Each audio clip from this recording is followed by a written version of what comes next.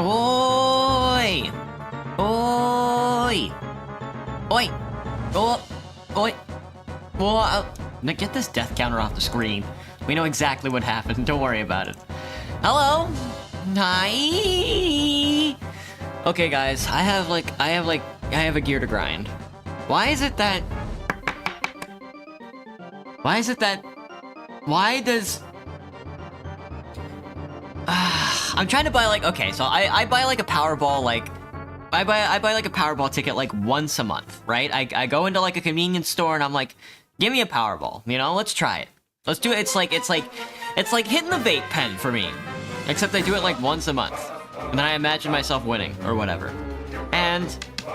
there is not a fucking convenience store around here that takes fucking credit card for lottery tickets. What is the deal? They like to be all like, oh, it's supposed to cut back on people gambling. And I'm like, I'm gonna fucking piss and shit my fucking cum pants. I'm gonna fucking die. Why? Grambling, dude. Grambling, of all things. Of all things. What I'm trying to say is, kids, if you're gonna have a vice, make sure it's hard to access. They need folk to gamble their life savings. Yeah, exactly, Graham. Oh, they don't want you gambling. They don't want you gambling on a credit on somebody else's credit. Oh, but they'd rather you gamble on all of your savings account. It's just like, oh, okay, I get it.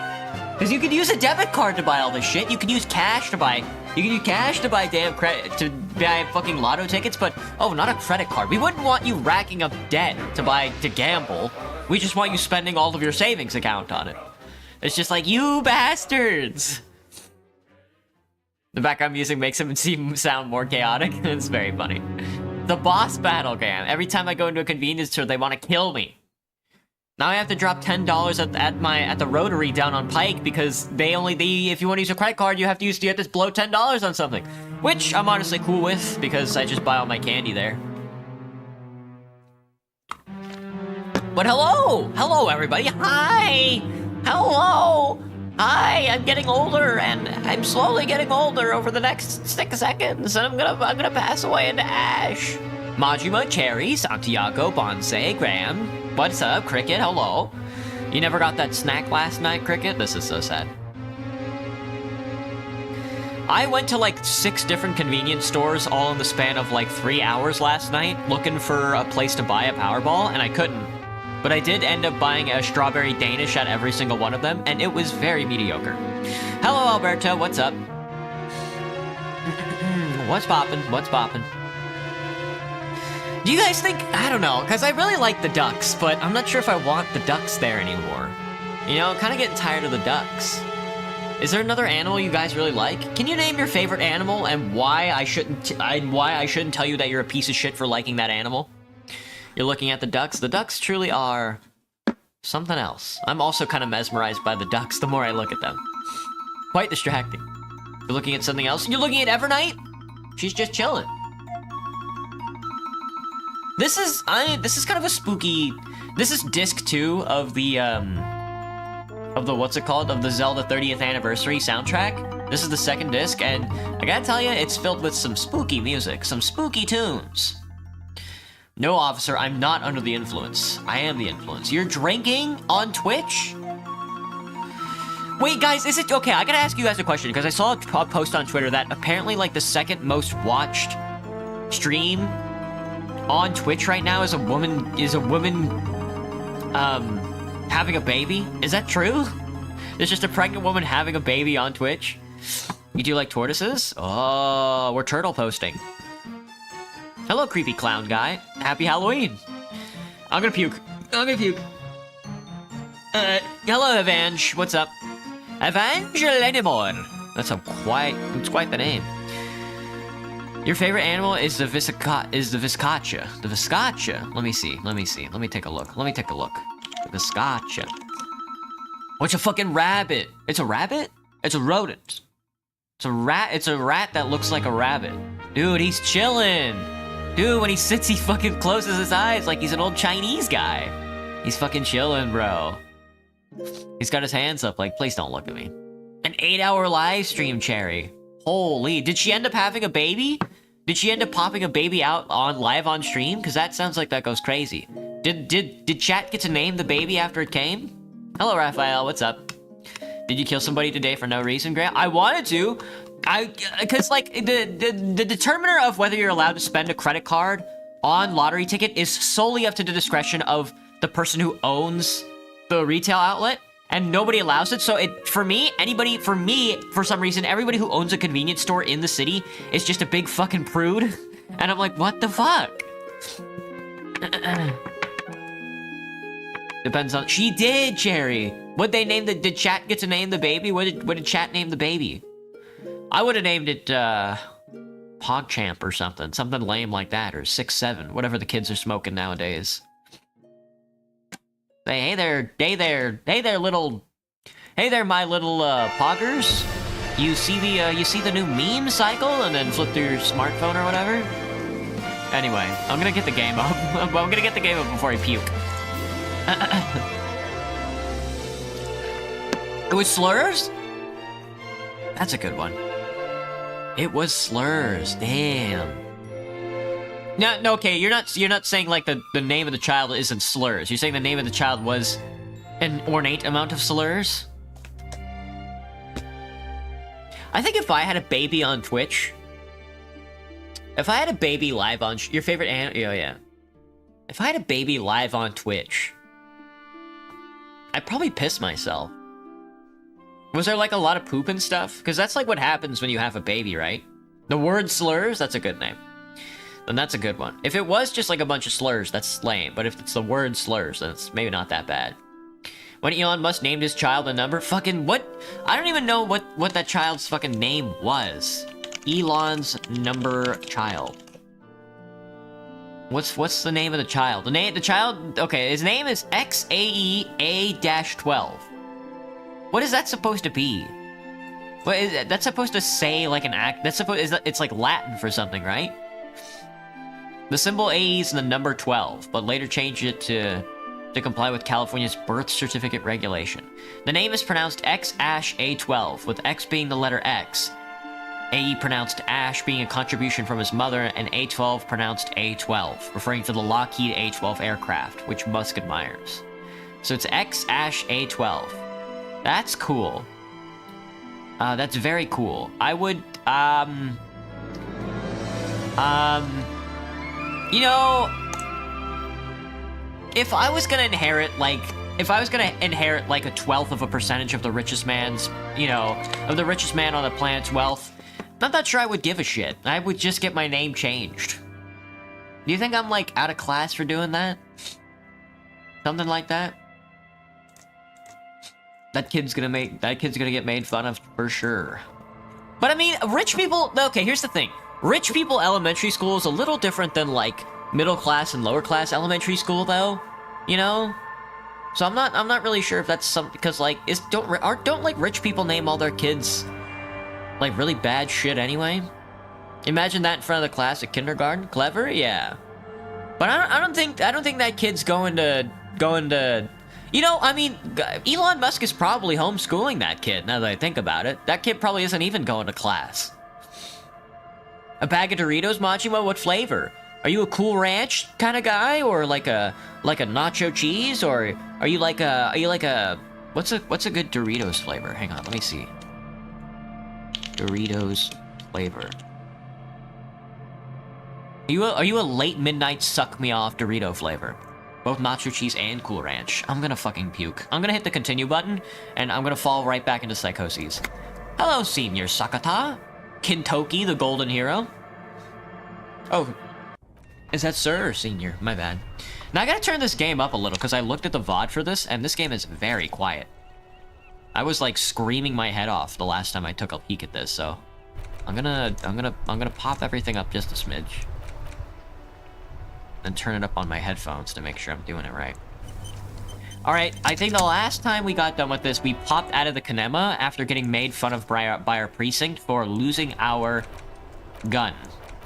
And our badge. Which, you know, that is kind of our fault, I guess.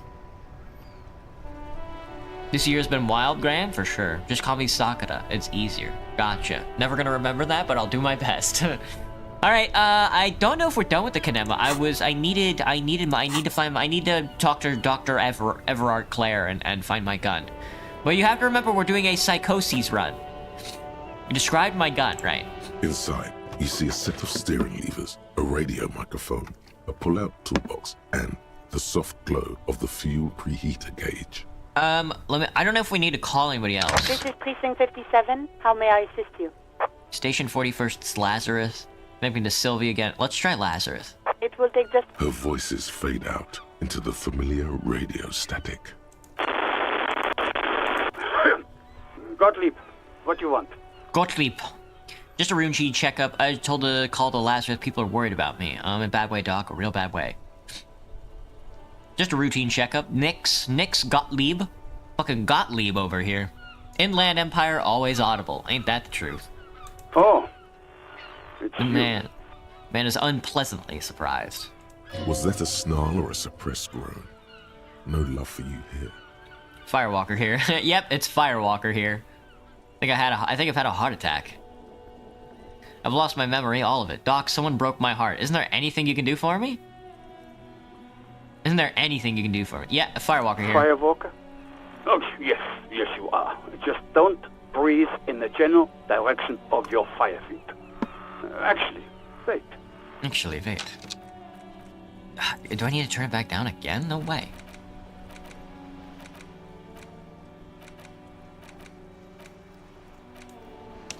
I don't know. I don't know. I don't know. How's the weather? I hate it, Cherry.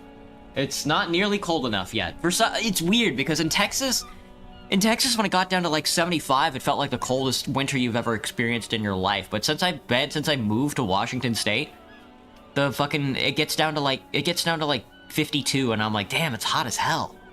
Playing Metal Gear Solid 3 Snake Eater, we're probably gonna rage quit Majima. You think so?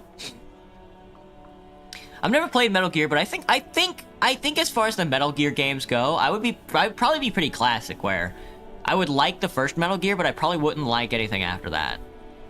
Weathering at 18 degrees. Bam. Do exactly that. Put yourself out of your misery. Take a deep, diaphragmatic breath in and... You hear an exaggerated inhale and a long exhale on the other end of the line. A glorious sight. Your body, tired from the vastness of the visions that haunt it, burning up in a flame fed by your own living breath. I feel like you're making fun of me. So you see it too, that my body is to become the last torch in the darkness. I see third-degree burns and a referral to a plastic surgeon whom you won't be able to afford. But that's in the future. Do you have any current, pressing medical problems? Current, pressing medical problems? I have to call the Lazarus and tell him about my heart attack. I think I've had a heart attack, Doc. And you survived it. Congratulations. Are you mobile? Yeah? Even better. Anything else? I wouldn't worry about that. I wouldn't worry about that. Officers your age have coronary trouble all the time. Also, death is a natural part of life.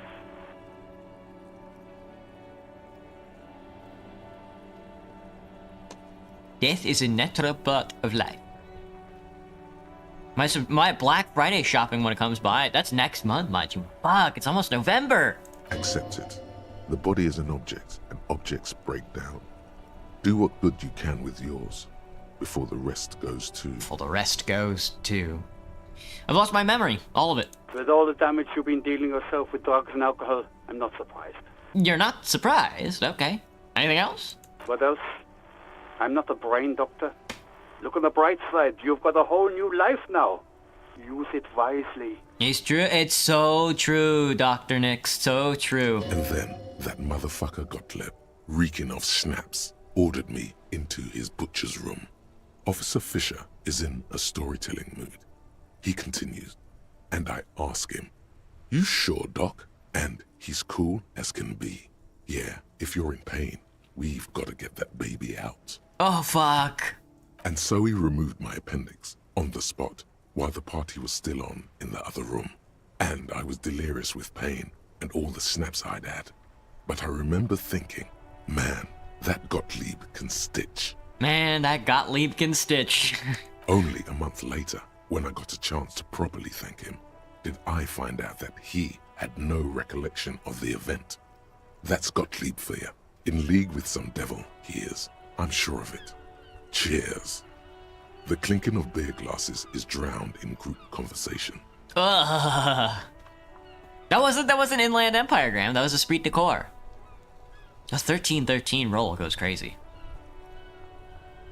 Think about November? I'm ready for the cold. I'm ready for the cold. The baby born on stream? Yeah, isn't the baby born on stream? Hello, demon. Excuse me. Doc, someone broke my heart. Look, pal, getting pumped and dumped is not a disease. People live through it all the time. You should be happy for her. Do you know who this person was? Have I told you? You must have me confused for a close personal friend. I am not. I am a medical professional with a constant idiot emergency on my hands. One needs tending to right now, he thinks, looking around the room. God, these apes. These apes. These apes. These apes, bro. These apes. Is there anything you can do for me? What? You want me to do blood work for you again? Tell you just how bad things really are across the board? You want another rundown of everything collapsing inside your body? Yeah. I want the truth. You want the real, honest-to-God truth? Stop drinking, eat magnesium and vitamin D. Our station is not a retirement home. We don't have the funds to deal with rock stars past their prime. Not me, brother. Not me, bro. I'm rocking all the way to the end of Revachol. So it's political. You're being neglected because of political reasons. Political reasons. And no, I don't want to hear a political commentary on the topic. In fact, I got work to do. Some idiot has glued his eyelids shut with cyanoacrylate. It looks like Mactosin. It's not fucking cryoacrylate. It's super glue, Doc. It's super glue, Doc. Nice job, Mac. Nice job, Mac. Anything else I can help you with, officer? Nah, we're done for now. 57's over and out. Thank you, Alice. You want to go grab a beer sometime? In the cabin, you see a set of steering levers, a radio on a hook, a pull-out toolbox, and the soft glow of the fuel preheater gauge. Tap on the preheater gauge, of course. As you tap on the gauge, the indicator pin jerks as if startled. It's in the large orange sector, indicating the engine is warm. Next to the gauge is a red switch labeled heat. 6-7. That's what I'm thinking. No, that's enough fun with the foldable headlights. I know they are mesmerizing. They are also fragile. I'm not going to turn it on for you again. Fine. I'm gonna pull out the toolbox. A metallic drawer slides out from under the seat and clicks into place. The tools inside are neatly organized. Neatly organized. Take what you need, officer. It's going to be a long case. I'm not protective of my tools, like some men are. He's clearly a little protective Protective. of his tools. But what can you do? Work is work. Chain cutters, pry bar, and a flashlight. Yeah, we're taking it all. The pry bar feels nice and cold in your hand, heavier than you'd think. The handles are long and sleek. Snap, snap go the cutters in your hand. It's robust, weatherproof, and well-made. Police issue, blue. Blue. Lets you see things in the dark you would otherwise miss. Very true. Push in the pull-out The pull-out toolbox. toolbox slides back into its nest. Preheater gauge casts a warm glow on the steering levers and the radio on its hook. All right, let's finger the steering levers. The white suede feels luxurious under the tongue. Luxurious. Thank you, Kim. Thank you, Kim, for letting me loot your car. You the best, buddy. Let's see. What time is it? 17:21. Getting late. White morning is still going. But we got tools. Pry bar.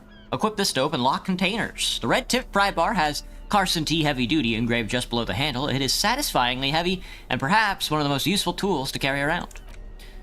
The newest looking pair of cutters you've ever seen. Made in Gottwald by Walschirim and Workzug. Workzug? No chain, wire, nor barbed fence will ever stand in your way again. They look hungry, ready to chew steel. A police flashlight bearing the logo of the Groundstullig Rau, a small dynamo packed inside this handheld illumination device, theoretically gives you the ability to produce a tiny amount of electricity anytime, anywhere. And we're gonna hold that in our right hand. Look at that, dude. And you can swivel it around. And then we'll need the bolt. I don't know what we need the bolt cutters and the pry bar for, but one of these days. All right. It's the ledger you. Oh. Let's and an incredibly browse cool the case piece of files again. Kitchen tissue is stuck to the back. Arson, petty theft, spousal abuse, handwritten logs on dozens of investigations. No. I need the read a case file. There we go. Takes about It's half time an for hour to square each bullet one hole to do. murders. It would be very interesting to read about these, wouldn't it? I mean, there seems to be a square-shaped entry wound in the victim's forehead. She's been sitting there for weeks on her rocking chair with a square hole in her skull, staring at the wall, her mouth agape. If I had to guess, this is because she has a square hole in her forehead because let me see. Because she was shot in the head with a square bullet, obviously. That's all you got. From the half hour you spent piecing it together, all you know is the entry wound was square-shaped. You never found the bullet. And then another body showed up, also with a square hole in his forehead. A sequence killer. Man, who's using square? They don't make... I think the only, like, different, like, style bullets that aren't, like, round that I know of is, like, a Confederate, like, hexagonal, like, bullet rifle. Where the cartridge was hex-shaped. And I think the bullet might have been hex-shaped as well. It's really weird. Who knows? Those pages are missing. What next? Are you joking? Don't worry. One day. We're gonna find out where this square bullet hole killer is. The couch in an unexpected location. Let's put... Not much We can come has back later. changed. We'll come back later. Let's go investigate the dock room. Actually, let's go down here. Oh, no, don't talk to those nerds yet. I want to pick up the bottles, but I can't because I don't have the trash bag.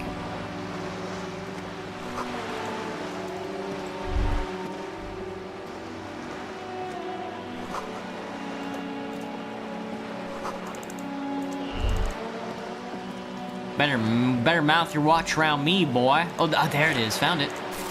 That's what I want. The things I've seen. The things I've seen. We're not really doing an investigation right now, so let's pick up garbage. Ooh, here we go. Here we go, our first jaunt into the realm of capital. You gotta start somewhere. And for us, it's this trash can. Yes. Yes, dude. Quick save me. There we go. Oh, look at all the garbage. Look at all the larbage, brother. Yes. Yes.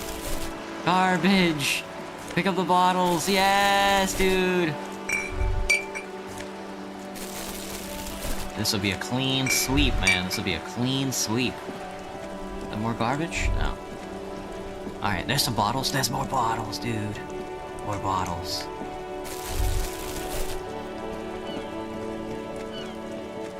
You misplaced these? All my bottles? No. Your eyes. Ooh, we're loaded. We're loaded up in trash. Yes. Hey, you kids got any garbage?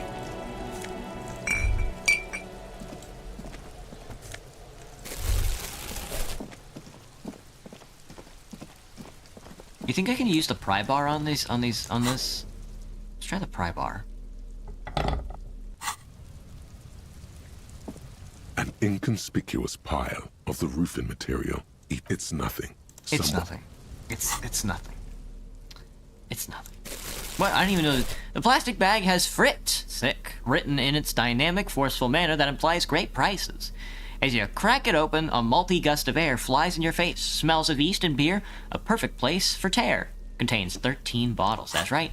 Oh, that's right. Oh, that's right. That's 13 bottles. 13,000 bottles. 13,000 cigarettes. Any garbage over here? We don't want to talk to those two yet. We can examine the crack in the ground though. Some great tectonic force just The cracked the worn paper. and beaten wooden planks of the bench do not look overly comforting. We can sit on benches after we've solved the murder. Let's go. He's right. We can sit in benches after we solve the murder. Wham, wham. This coin-operated viewer is facing southwest. Its coin slot is full of fossilized bubblegum, rendering the machine permanently inaccessible. Pat the coin operator viewer. Poor little viewer. The metal feels cold and wet under your palm. It looks unhygienic. Look inside. Does it remind me of Seattle? Revachol? Not at all. I wish it were this rainy. A thick layer of graffito covers the lenses. You spell out the word Onuk written on the other side, with N and C scribbled backwards. Backwards. Under the graffito, a sea of blues and greys appear. Behind the water lies a coast studded with concrete and reeds. On it, a church on stilts, lanky weather-worn wooden planks, an X-shaped cross topping its tower. The church looks old and weather-worn. There are no lights in the windows. There are no lights in the windows. There are no lights in those windows. There are not. Ah, the church. Ah, the church. This coin-operated viewer is facing south. The instruction manual says to insert 25 centimes and pull the handle while looking inside. Then use the focus knob to zoom in if necessary. I guess we can insert a coin. Your money disappears into the coin slot. A clunk, the ring of metal. Pull the handle and look inside. The curtains on the display open. You lean in to catch the view. It's blurry, different blues and greens. In the middle of the shimmer stands a drab grey shape, like a ghost. Turn the knob to focus your vision. The lenses shift. The ghost sharpens into an islet in the bay. In the ruins, a man-made structure is visible. A half-sunken sea fort. Its concrete almost reconquered by nature. It looks as if it was abandoned quite some time ago. Nothing but a rotten tooth remains of the anti-aircraft tower. A lonely birch tree grows out of it, its leaves ripped from it by the winter wind. A lonely birch tree grows out of it. Hang in there, little one. The little brave birch tree seems to wave back in the wind. There are ruins of some kind of building there. Really? I don't have the eyesight to make it out. Well, I'm sure we'll end up over there one way or the other. Do-do-do-do-do. A lonely cormorant survey the sea, indifferent to your approach. Give me the bottle. We're not gonna go that way just yet. We wanna go, rummage around in this building first.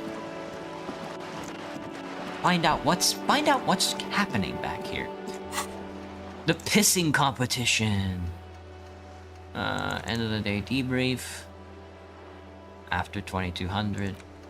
Investigate the doomed commercial area. Search for the malignant entity. Plaisance. She said it's lived in the chimney. Find a way in. We will do that. Track down your badge, find your gun, sing karaoke. Mr. Everard is helping us find our gun. What else is there to say? 9 trillion waifus. We also have to find a way to turn this garbage in. I think the store up the road has a garbage disheveler or something like that, like a recycler that we can toss the stuff in. The hallway is blocked by old window panes and debris. It's getting spooky. It's getting spooky. Large demijohn full of strange liquid. Wild animals stare at you in the dark, stuffed and mounted. Poor animals. No rest for their bodies after death. Uh-oh, it's getting spooky. Airship rotors covered in spider webs, they remind you of blades.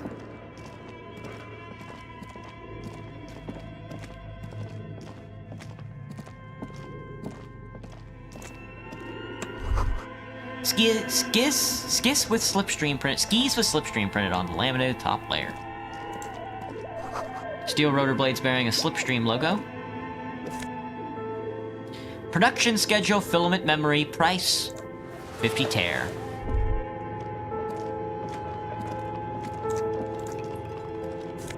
$1.55.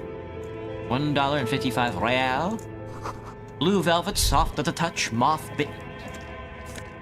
$3.12 pair. We are loaded up now. A naked mannequin torso, a strange yellow color. Well, well, well. Where are we? Scribbled across the noteboard, developers of the most advanced RPG in the universe. We're playing with our video games. I'm gonna go into the ice room first, though. $2 and some magnesium. Let's take a look.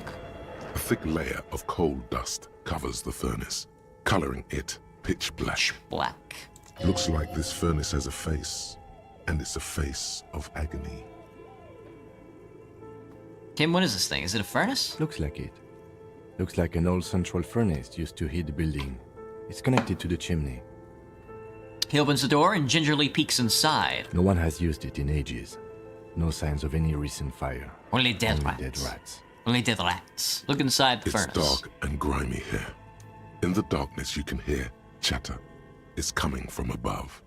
A voice or several voices talking to each other. Near the smoke chamber, upstairs. Oh shit. What are you doing? Lieutenant asks when he sees you climb halfway inside the furnace. Maybe it's the entity. I'm hallucinating, or maybe it's the entity.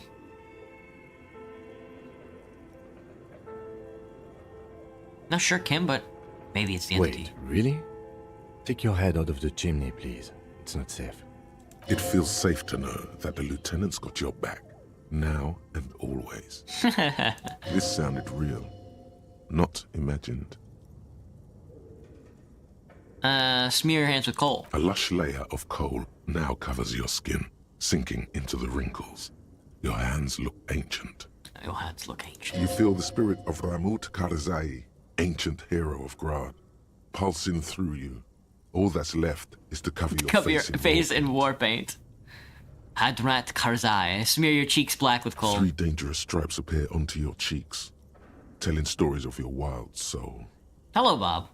What are you doing? I'm the reincarnation of an ancient Limarian warrior. Please wipe your face clean, officer. Don't wipe it. These 3 stripes give you strength in this dangerous realm.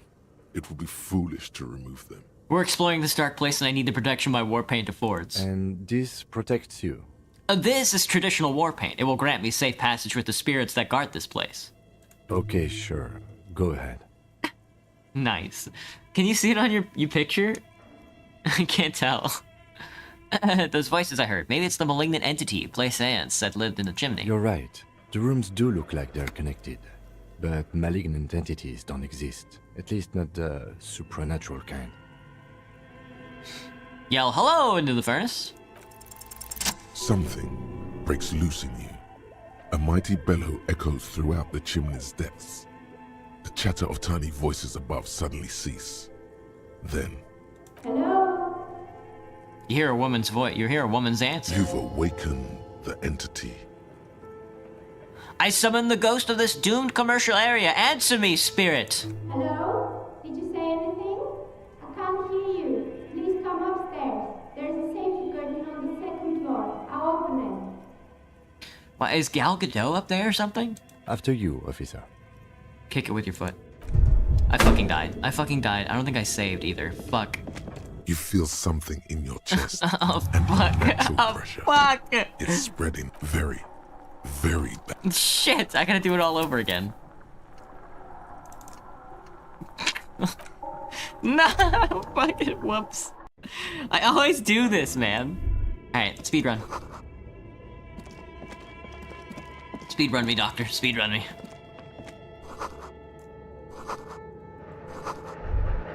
Go, go, go, go, go, go, go. We gotta go. We gotta go. We're gonna die. Shrimp issue. There he goes. Yeah, I don't know why I didn't think I would like succeed that kick. I don't know. I just I forget that I have 0 HP.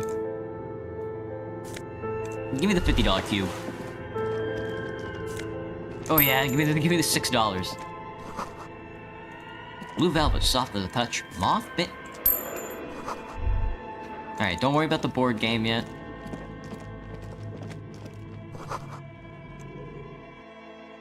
No death counter? No. This is not a permadeath run. That would be very, very bad.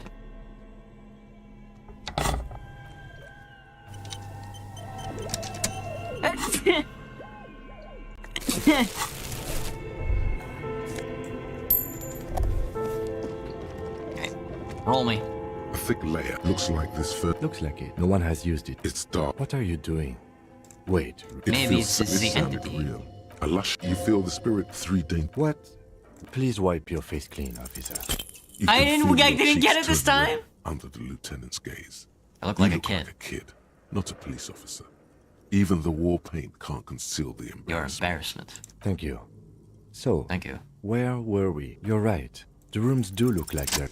That one succeeded. You've awakened. Hello. After you, officer. After you, officer. The wall collapsed. It's inaccessible now. There, I saved. We're not kicking it this time. There's a gun in here, by the way. I thought I'd just let you guys know. Look at this evil-ass bear. You see a terrifying ice bear with a strange compartment in its belly. The door is covered in frost, and the bear's eyes are glowing red. What is this thing? It looks like a giant bear. The lieutenant doesn't answer. His eyes are glued to the animal. A sharp slice of light shines out from its mysterious belly door. Crack open the door. A gust of freezing cold air rushes to greet you. You hear a low grumble as the bear regulates itself. This is the inside of a refrigerator. Nice. The lieutenant takes a peek inside. His hand And has he's found found the- the holster of his gun. He's ready to kill whatever's inside this bear. Relax, Kim. It's a fridge. Look inside the The refrigerator. shelves are empty. All you see are crumpled ice cream wrappers with the brand name, Revachol Ice City. I like A that. handwritten note has been attached to the door. The fridge is huge. Take the note from the door. You pocket the note and the little fridge magnets keeping it on the door. Examine one of the ice cream wrappers in there. A friendly cartoon bear smiles back at you from a glossy cellophane wrapper. It looks nothing like the fridge. What's a giant bear-shaped fridge doing in an abandoned cellar in the first place? Good question. It looks like an ice cream fridge. So they tried to sell ice cream from this hyper-carnivore? I know. What an unfortunate marketing choice.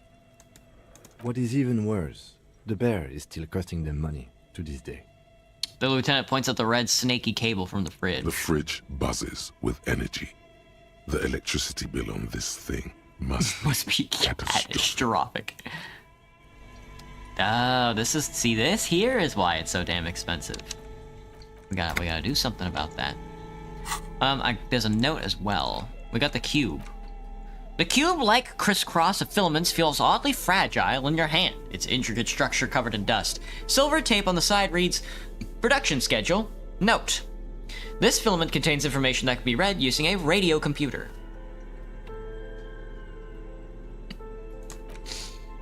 Handwritten note from the use interact button. Right. A handwritten note you found from the giant ice bear fridge. It still bears some marks from the fruit-shaped kitchen magnets that were used to secure it in the refrigerator door. I still need to interact with the racist mug. The note is written with a blue pencil on a piece of lined office paper. The kitchen magnets have left spots on its surface. Does it say anything interesting? This is tangential at best, but the lieutenant's detective instinct is still active. Read the note. Someone has scribbled, S. I can't believe the off-site copy is still here. The illiterate ginger kid keeps stealing stuff from the studio, so I had to hide it somewhere safe. You'll find the filament memory with the off-site copy in the frozen ice cream maker. Please take it home, ASAP. It's important.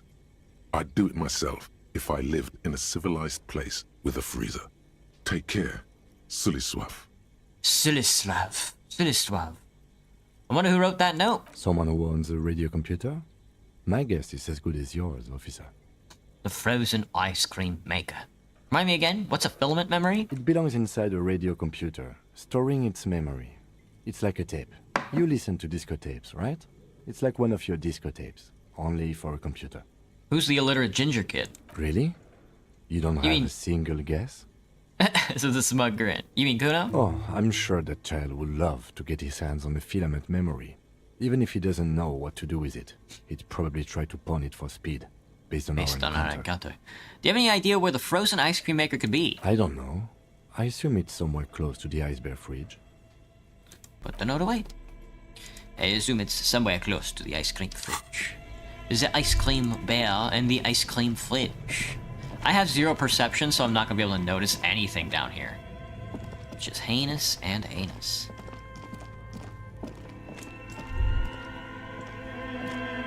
Yeah, I can't even notice the electric box, which is hilarious. And I can't notice the gun room. It's over. It's over. It's over. Gotta get the lights on, I guess. Frozen ice cream maker that's still running. This orange machine is buzzing like an old submarine. It has a hand-cranked ice cream churner on top and an electric freezer that appears to be frozen shut. That appears to be frozen shut. Would you rather be in Venus? No, Venus is like 1,000,000 degrees at any given time, isn't it? Turn the ice cream crank. Try to crack the open lid. Try to turn Turning the ice cream crank. feels oddly satisfying, like stirring your childhood dreams. In the distance, you hear water dripping. It's all gone now. You'll never become a poet or an entrepreneur. That's so sad. Try to crack open You the lid. slip your fingers under the frozen lid, but the ice is too cold for you to get a good grip. A pry bar would come in handy here. If you want to try again, then you need to have the pry bar in your hand, detective. Thank you, hand-eye coordination. Very good. Thank you, hand-eye coordination. Knows a fed that I can't use. There's the electric box. Not touch on that just yet. Intercom wires running into the breaker box. There is a insane mesh tank top. Drama. Stairs, I think that leads outside. Let's take a look. 45. Cellar window, people's feet do be shuffling down below. Alright. Alright, quick save me, just in case we fail this check again. And the pry bar like somehow bounces back and like cracks my skull open. This orange machine is buzzing. like an Heroic old 15, submarine. crack open It the has lid. A hand-cranked That pry ice bar's cream not strong churner on enough. top, and the ice squeaks beneath the pry bar. You think you've got the bar jammed in there pretty well, but the lid simply won't budge. What is this? You see the pry bar's metal handle bending right before your very eyes. Yeah, well, that's a good pry bar. I'm not criticizing it, but this ice cream maker is frozen shut. It takes an advanced tool to get it open. Advanced? Where do we get I one? have no idea, officer. No idea, This ice officer. cream maker isn't important enough to requisition a special tool.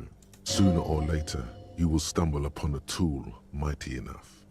Then we will know what's in this mysterious ice cream maker. Inland Empire knows me so well. We will soon know what's in this mysterious ice Two cream maker. cables are plugged into the breaker box. The red one leads to the ice bear fridge, and the black one to the ice cream maker nearby. Unplug the red An cable electric sizzle. The room is slightly quieter now. and unplug the black one. Something close to you dies with a soft electric purr. Why did you do that? It's black. It's not like the red one. It's black. It's not like it's the red one, because it's black, the color of immeasurable cosmos. The lieutenant raises his brows, but doesn't say anything. The electric distribution board now has one cable missing. Why did you do that? What do you mean? This orange machine is dead still. Alright, we'll come back later and see if the ice cream is melted after we've unplugged everything. Alright, this guy's unplugged now. The bear's eyes are dead and Alright, well, the power should be all good to go there. And I think these steps just lead outside. Yeah, I don't have any finesse, I don't have any perception points, so I'm not gonna be able to notice anything in this game. Alright, that just leads outside. Sweet. Why did you do that? Why did you do that? What do you mean? What do you mean, Kim? What? Why are you talking like that, buddy? Alright, let's keep it rolling. Keep the bag on you in case you need some trash, you know? You always need trash. Hello, Night Banshee. What is this game? This is Disco Elysium. This old fireplace is covered in lines drawn in blue and red marker, the mesh spreading over the stone like blood vessels on alabaster skin. It looks ghostly and Strangely ancient. A diagram for summoning some time-forgotten being. The symbols seem very esoteric. What am I looking at? Radio frequencies, it seems. UKV 123.6, UKV 123.7, UKV 123.9. Some written notes, too. Sparse and cryptic. I'm just gonna max one stat. Yeah, Graham. I'm just gonna max Inland Empire, and then everything else, all the other points are going to thoughts. Radio frequencies for what? Unclear. It looks like a cardiovascular system split into veins and capillaries. Very advanced. Of course, narrow your eyes. The anatomy of the curse. Perhaps. The web is comprised of radio stations, all lead back to one red heart, titled the Game Master Frequency. A note says, this one can listen in on any station it wants. Who's the Game Master? Someone very important. The leader of a massive on-air game built by these people. If it's a game, then who's playing? Whoever decides to call in to a call-in station, it looks like. All of this is gone, left unrealized. My God. It's as if the less money they had, the more ambitious their project became. Very true. Why do you say that? The schedule. I know doom when I see it. The company was running out of funding. What else? Nothing. It's just lines on marble. An echo from times long gone. No one has used the fireplace in ages. Damn. Me when my game design doesn't Your work. flashlight slides over an old green chalkboard covered in scribbles, sketches, and schemes, like some ancient cave mural. Some of the writing has faded with age, but you can Look at still that fucking make out elf sections dwarf, dude. here Look at and that there. elf with the dwarf. Photos and Look at that elf drawings dwarf. have been pinned to the board. Inspect the drawings. These lithe, pointy-eared creatures appear to be different types of Welkins. You make out autumnal candle Welkins, casting wax-based magic. Wax-based magics. Translucent Welkins, with organs shining under their skin. And even ether Welkins, hailing from the vast emptiness of sidereal space. Damn. Who are all those creatures? Fantasies of a tortured, feverish mind? Fantasies of a tortured, feverish mind. One of the Welkins, towering among the rest, appears to be different, however. Examine the Welkin. This is important. It's Vara Hamira, a high Welkin, his face white and scarred like cracked marble. This is clearly a Welkin supremacist. The note says, all non-Welkin races will be purged. Damn. The Haldor, the Twarg, The D&D the humans, cave. and even headless men, all of them purged. Holy. Imagine a world filled only with Welkin, Green Welkin, Dread Welkin, and the High Welkin to rule them all. An inordinate amount of time has gone into drawing these little Welkin creatures. Why would anybody spend this much time on this? Who are these creatures? Who drew them? Are they real? I have so many questions. One of them is a Welkin supremacist. This looks like concept art for a project. It's not really real. Some people really like building a world, I think, even if it's just for a game. To throw up Jerry G's. One of them is a Welkin supremacist. Political commentary. That one has a great beard, too. Lieutenant nods at the Welkin's facial hair. Well, this has been educational. Let's move on. Just look at those details. So much effort. And for what? Oh, All gone. God. Inspect the The photos. photo collage depicts barren, icy landscapes wrapped in perpetual night. You see permafrost and glacial landforms, dead trees grown in under the snow. Damn. Entire oceans have been frozen from shore to shore. There are pictures of settlements on dried up riverbeds. Hello, abandoned Ezekiel. In a storm. Animal corpses in the dark, carcasses and bones. A pinned postcard reads, The heat death The scenario. heat death A scenario. desperate fight for geothermal energy engulfs the world as Wirral becomes untethered from its sun, Holy. drifting through the universe. Damn. Inspect the schedule. This is a monthly calendar from the year 50. Cryptic words like sprint, daily minimi, and GPI span the marker-drawn grid, the grand scheme of production and money. Everyone is constantly teetering on the edge of the abyss, an abyss of production. These squares look orderly, but beneath them is chaos, worry, pain. Keep reading. What happened? As time goes on, the numbers in the boxes grow rarer and rarer. The board becomes an empty snowfield in the final days. Only failure and regret dwell in this region. Damn. Oof. What's my favorite organ, Graham? Betrayal? Looks like they didn't make it.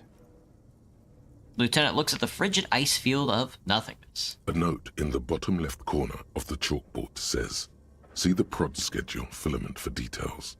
Inspect the notes. The handwriting is only partly legible, but you can still make out 3 slogans: Call in, Tune Out, Wirral Untethered, and Heat Death of the Universe. Sure. We could play a game. If this still runs, did I unplug the wrong cable? This appears to be some kind of machine with a cube-shaped heart and a wired framework. The keyboard has a rectangular on-off button. A piece of paper still hangs from the printer. A radio computer. Just sitting here without anyone inside. You think I should turn it on? We have one of these down at the station, but I never really learned how to use it. Turn it on.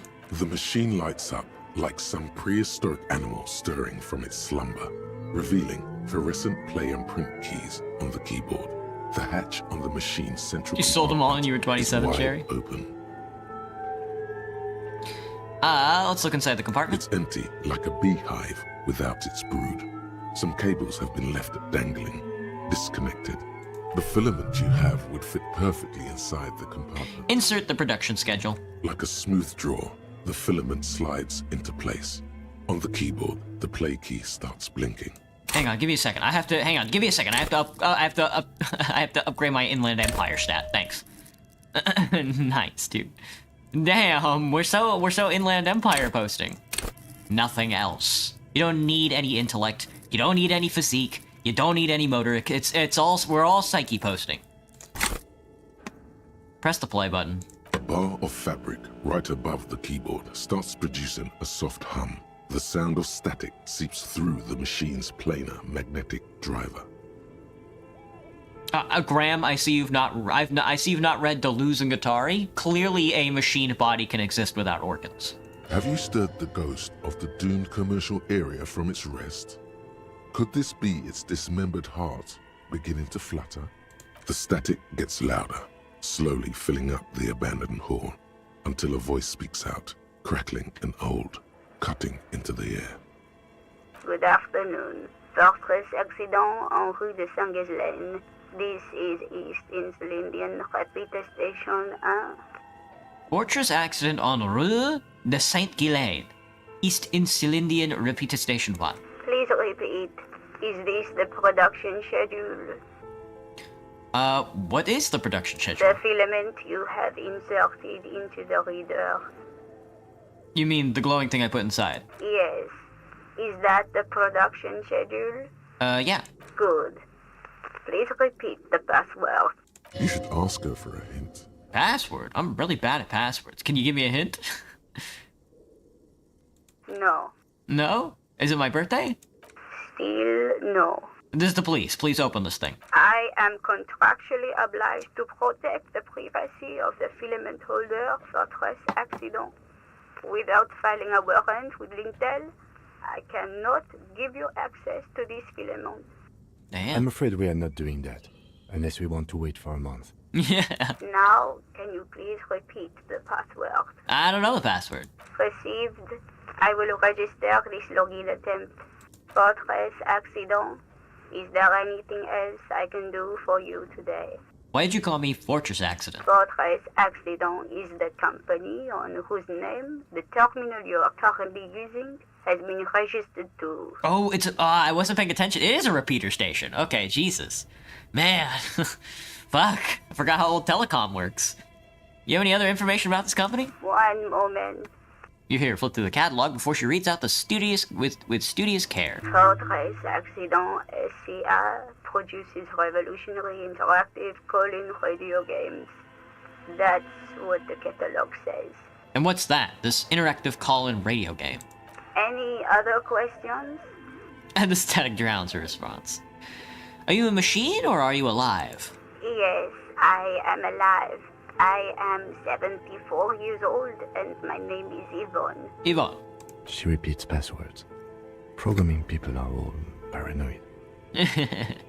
Yvonne, my partner tells me that you're here because radio computer guys are all paranoid. Okay, but what are you? How do you know where I am? I work as a repeater at the East Insulindian repeater station. It's my job to know where you are, Fortress Accident.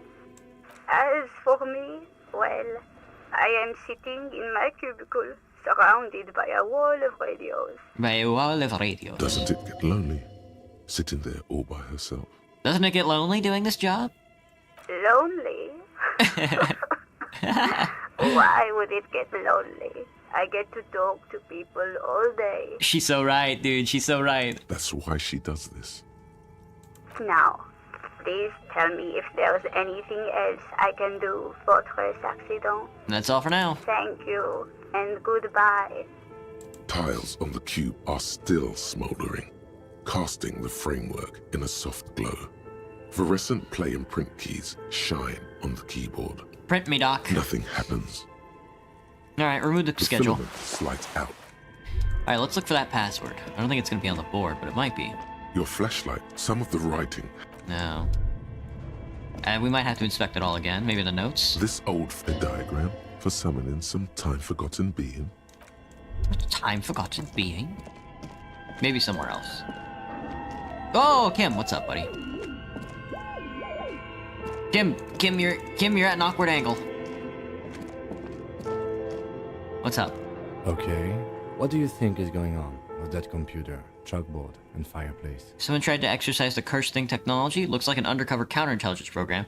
Just a failed business. The only question is, the hell were they making? Someone tried to exercise the curse using technology. Hello, Roland. Screw you. You streamed at 11. Who is awake at that time?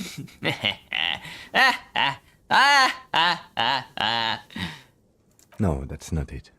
I think The lieutenant takes a step back, steepling his hands. it looks like one of those popular pen and paper role-playing games. Only these people were trying to automate it.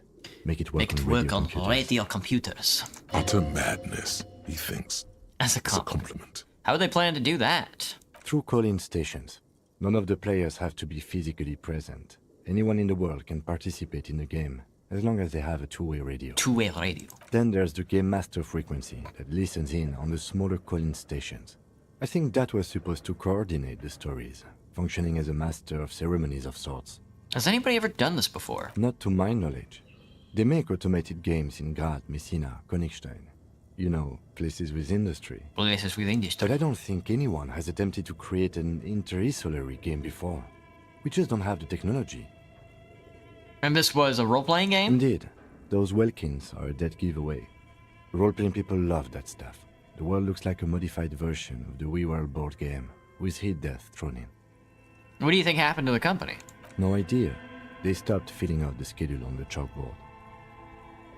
You missed the lore stream? You made me a hobo? Well, happens to the best of us. We're hobo posting. You didn't miss much? I tried the game out. It was pretty good. I get why it's popular. Not really my style, though, I have to admit. Indeed, it's ambitious and untethered from reality, but Lieutenant tilts his head thinking. They were incentive, they thought they could do this. Play a cheap money out of their investors' pockets. The curse got them. I see no other explanation. yes, the doom of bad business practices. Lieutenant looks around the derelict room, the pipes howl, and as a rat crosses the floor. Okay, let's keep moving. Yes. Yes, the curse of bad business practices. Okay. Shoes in a puddle of melted snow. Indeed. Toilet paper? Oh! Postcard La Delta 51. The sunlight has made this postcard almost completely sepia-toned. Midtown traffic passes, overheard the ghosts of skyscrapers disappear into beige midday mists. Or overhead, rather. Vapor rising from the delta on which the district was built. The postcard is prepaid. Not sure we'll get that postcard back if we tried pursuing it. Le fasciste.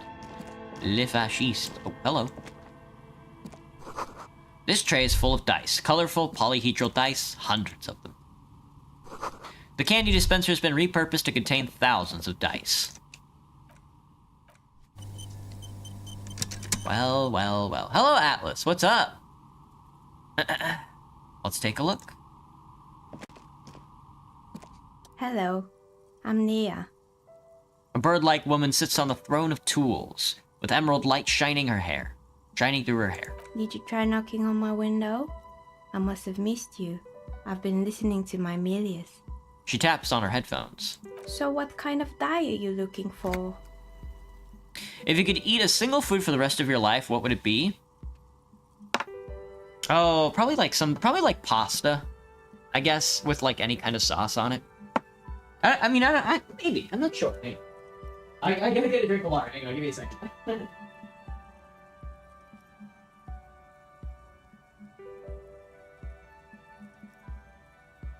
I'm drinking water.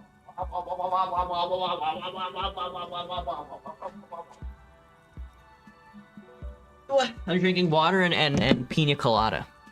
No alcohol. Virgin pina colada. Hello, humans. Maybe, I don't know, some kind of pasta or fruit, I guess? I don't... What do you mean by food? Are you talking like dish? Could this be Ow, the malicious I pinched my entity? nuts. Ow. Perhaps it's wise to go along with this masquerade for now. Could this be the malicious entity? Hold on, what do you mean by milieux? Yes, Amelia is like a call-in station. You need a two-way radio to access one. That's why I have these. She bats the headphones on the table. Mostly, they just teach you to swear in different languages. But some of the stations can be quite interesting. I was so absorbed, I must have missed you knocking.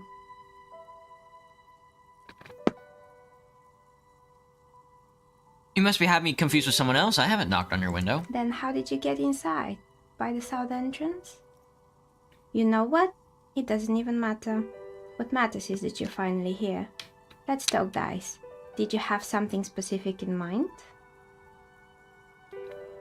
You love that song, Cherry? I hate that song. That song sucks. No, I'm joking. It's just like, it's not for me. Why are you asking me about dice? I'm a novelty dice maker. Tell me the name of your role-playing system and I'll make the die you need. That's why you're here, yes? Sure, I like role-playing dice games. I need some dice. Maybe, I'm not really sure why I'm here, honestly. No, I was looking for something else. Squint your eyes mysteriously. Answers. Answers? How strange. These days people only come to me for dice and role-playing games. I'm not sure how helpful I'll be, but go ahead and ask. The walls around her are covered with rows of precious stones and minerals. This person means you, or no one else, absolutely no harm. She will answer freely and honestly. How'd you become a dice maker? How did I become one? It was a business decision. I was a regular jeweler at first, but that's an unfocused field with too much competition. Some of my friends were role players. They asked me to make some polyhedral dice out of cobalt. That was my first order. I grew it from there. Do you like role-playing games yourself? Not especially. I like working with rare materials and a steady pay. And role players as customers? They're nice people. She's thankful for the security they provide her. I am. Okay, I'd like to order a die from you. Of course. Tell me what you have in mind. We are all untethered. Do you have any cursed dice? Tell me about your most extraordinary dice. Sorry, I don't know what dice I want. Help me with my work. Normal dice, very regular. Do you have any cursed dice? What do you mean by cursed? As cursed as my life. Abracadabra, perished like this world. Accursed is this commercial area. Alright, how about I surprise you? Come back in 8 hours with 7 real, and I'll give you your cursed die. I'll have to think about it first. Maybe you have some other ideas for How about die? we're all untethered setting? I want to die for that. Yes, Fortress Accident. It's too bad they never finished their game. The Wirral Untethered die is a variation of a standard role-playing die. Only, instead of plants, it uses motives of ice and death. And loss, of course. I'm thinking something made from alligator jawbone, cast in black resin. The reptile bone is as white as ice and dead as, well, death. For 7 real, I could have it. I really don't want to buy a dice. let me think about this a little more. But you know about the dead guy that was Lynch behind the whirling rags? Nothing really. I didn't know him. On some maple syrup? Who cares about the dead body? We might be dealing with a malignant entity here. That's what I'm saying. The lieutenant looks at his notebook, then the woman under the large window. Your window looks directly onto the courtyard. You're saying you didn't see or hear anything unusual last Sunday evening? You have a D&D cave? Yeah, Graham, it's the Goon Cave. We in the D&D Goon Cave. Look, I'm hitting her with the light and everything. I'm sorry, detective, but as you know, I usually have my headphones on when I'm working. It shuts out most of the daily ruckus behind my window. What do you mean by daily ruckus? Well, there's always something going on in the Whirling's backyard. She stops and tries to come up with an example. During daytime, there are usually those kids. And lately, I've been seeing a lot of drunk workers hanging about. Must be because of the strike. She's not sorry to disappoint you. Informing on someone in a murder investigation would intrude upon her focused existence. But I never saw anyone during that fateful Sunday night, I'm afraid. And you never took your eyes off of work to look out the window? I might have, but in this case, all I would have seen is my own reflection staring back from the darkness. It's really hard to make anything out in the yard when it's dark outside. Besides, I rarely get up to look out the window when I'm in the zone. Do you often work Sunday nights? It's an odd profession, making dice for people. But I like it, and I prefer doing this to sitting at home. I see. Thank you for the answers. She nods. Anything else, officer? Where are we anyway? What is this place? We're inside the chimney of an old central furnace. It's strange, I know.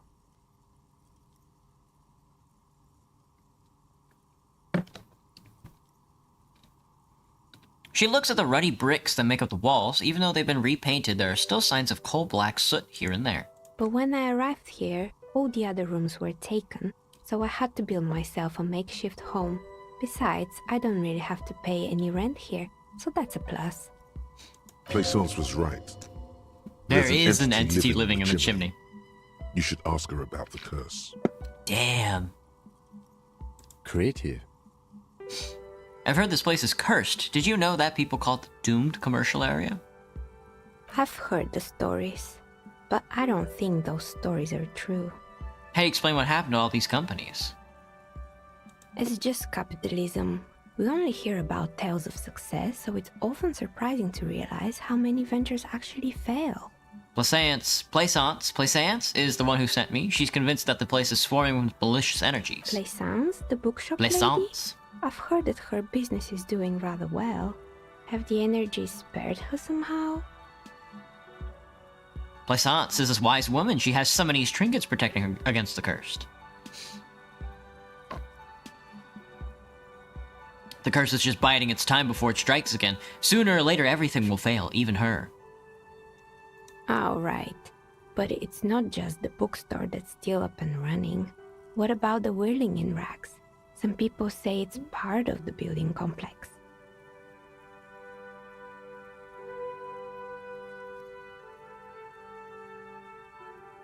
The whirling is part of the doomed commercial area? Still a separate building. Malicious energies can't reach it. No, the whirling isn't doing well either. Its waitress just took off, and the customers are having trouble paying And bills. then there is me. She sighs, looking at her messy work table. All kinds of tools lie there scattered, from knives to carving files to wire cutters. Maybe you don't have the goon bending mastery. Maybe not. I've been here for 14 years, selling novelty dice to role-playing enthusiasts. Not exactly a million She's rare fucking calling my business bluff, idea, dude. Yet somehow I've survived despite the talk of malicious energies. My Strange, silence thinks it's isn't it? because you're the source of it. A malignant entity.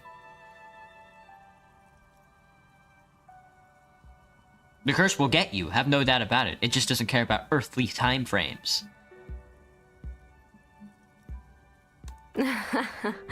Is that what you So think, officer? That the curse is real? Time has come to face the source. Fear not, for the forces of the universe are supporting you in this psychic quest. I think it still might be you that's causing this. Narrow your eyes very mysteriously. So I'm the grand dragon in the cave.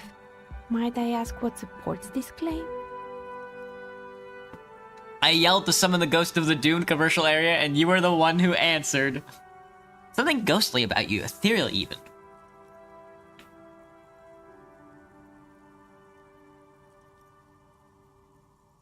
There's something ghostly about you. Ethereal?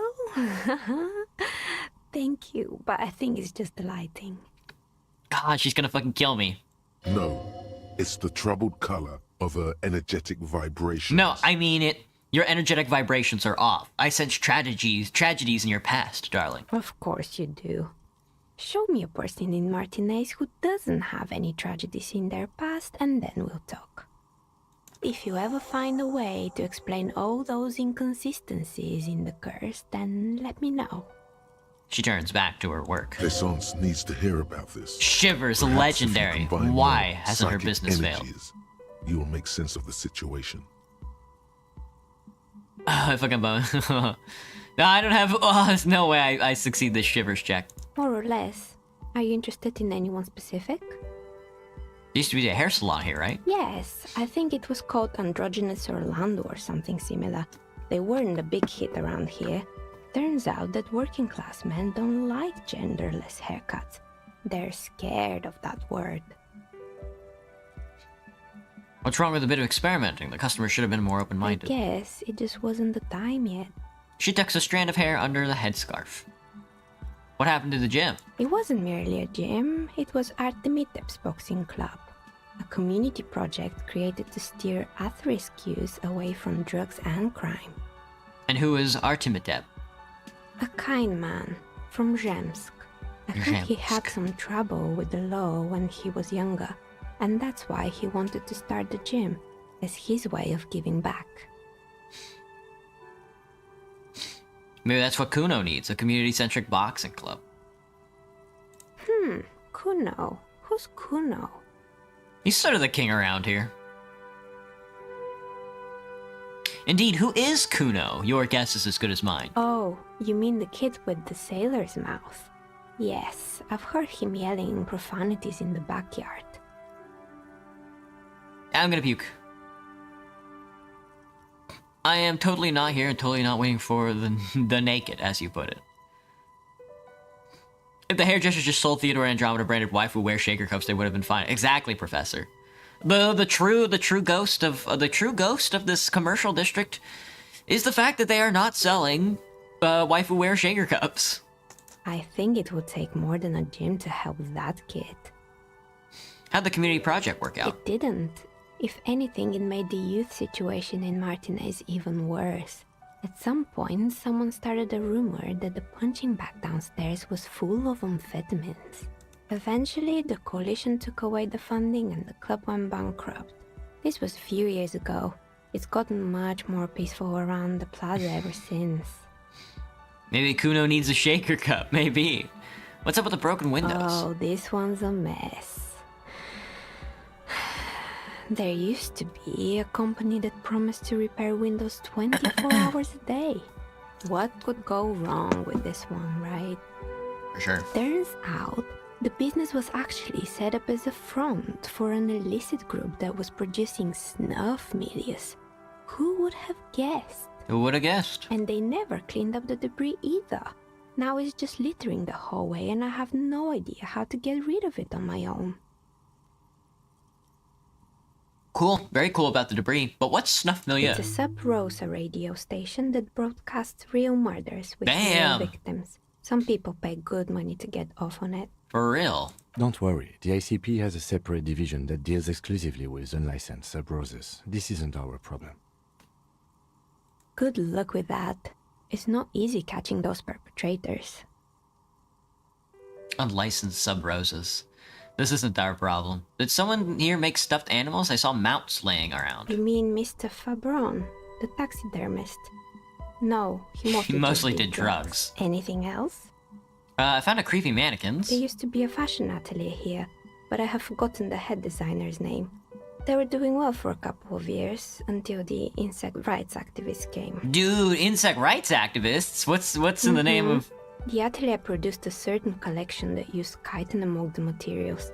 Apparently chitin is made in the Occident, where it's extracted from beetle wings. Damn. And you know how all kinds of political movements are big in the Occident. The activists shut down the biggest chitin supplier, which of course caused the price to skyrocket. And, naturally, all the most fashionable tastemakers refused to be seen in chitin from then on. The atelier went bankrupt before they could finish the collection. I'm glad that someone took care of the little guys. I like insects. Really? Anyway. Poor guy. Suddenly, you get a feeling that insects are important to the case somehow. It's hard to say. Why? What's with the rotor blades and skis? They were made by a company called Slipstream. After they pivoted from making rotor blades to skis, Damn. the chief executive took off on a vacation with all their money. She rests her chin on her hand with an impish smile. Honestly, I think it's quite funny.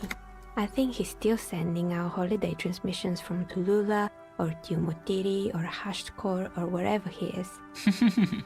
What do the transmissions say? The usual, I imagine. That he's been thinking up all kinds of new business plans and can't wait to get started on them just as soon as he returns. Her smile widens before she sees the lieutenant's face behind her. Men like that are a curse. Damn. Sure, but Slipstream is history now. All their remaining assets got seized by the bailiffs in 47. Well, alright. I have no idea why those skis and blades are still lying around in the house. Not much use now, I guess. I found a strange machine. Fortress Accident, the radio game studio. Closes her eyes as some remnant of a memory lights up her face. She liked them. She liked them. They were an interesting bunch. We talked about role-playing systems every now and then. Once, I even saw two of them get into fisticuffs over Wirral. They Damn. certainly took their work very seriously, even if they seemed to be chronically liberal with their schedules. What do you mean liberal? What happened? The usual. They ran out of money and couldn't get the project done on time. What went wrong? Well, I did hear them talking at times. She looks at the hallway as if she can still hear them chit-chat behind her curtains on a cigarette break. They seemed to believe they were historical individuals on some grand quest. From what I've seen so far, the project did look quite impressive. Yes, but when the money started to run out, they just began to complain a lot about capitalism. You know, how the markets are rigged to keep out new businesses and so on. In the end, they just didn't get it done. They didn't have enough willpower to produce something truly historic, and to show up to work on time. Alright, Cricket. See you around. She's right. Showing up to work on time is... Showing up to work on time is important. Well, showing up to work on time is incredibly hard. That's too bad. I would have supported them. The project looked great. You're right. Should have just tried harder. They had everything needed to succeed. For real. Still, not everyone is going to make it. That's the nature of the game. The dice is black and filled with little silvery flakes, like snowfall. Anything else? There's a terrifying taxidermied bear in the cellar. Oh boy, the fabled Revo Show ICT. You're in for a treat here. She smiles and leans closer, hands on her knees, like a stand-up comedian ready to tell a story. The place was owned by two guys who had some rather innovative ideas about marketing. The bear was one of them. Now ask me about their other ideas. Alright, what about the other ideas? There was really just one, and it involved picking out the prettiest girls in the neighborhood and paying them 20 cents per hour. Per hour to man the booth. Damn, 20 cents an hour. And by man the booth, I mean slump behind the counter with a face that could maim you if you ever dared to disturb their bored magazine browsing. She leans back, disapproving. Sounds like she really didn't like those girls. For real, would they expect 20 cents per hour as dog spay? That's an award-winning idea. How else do you choose people around you?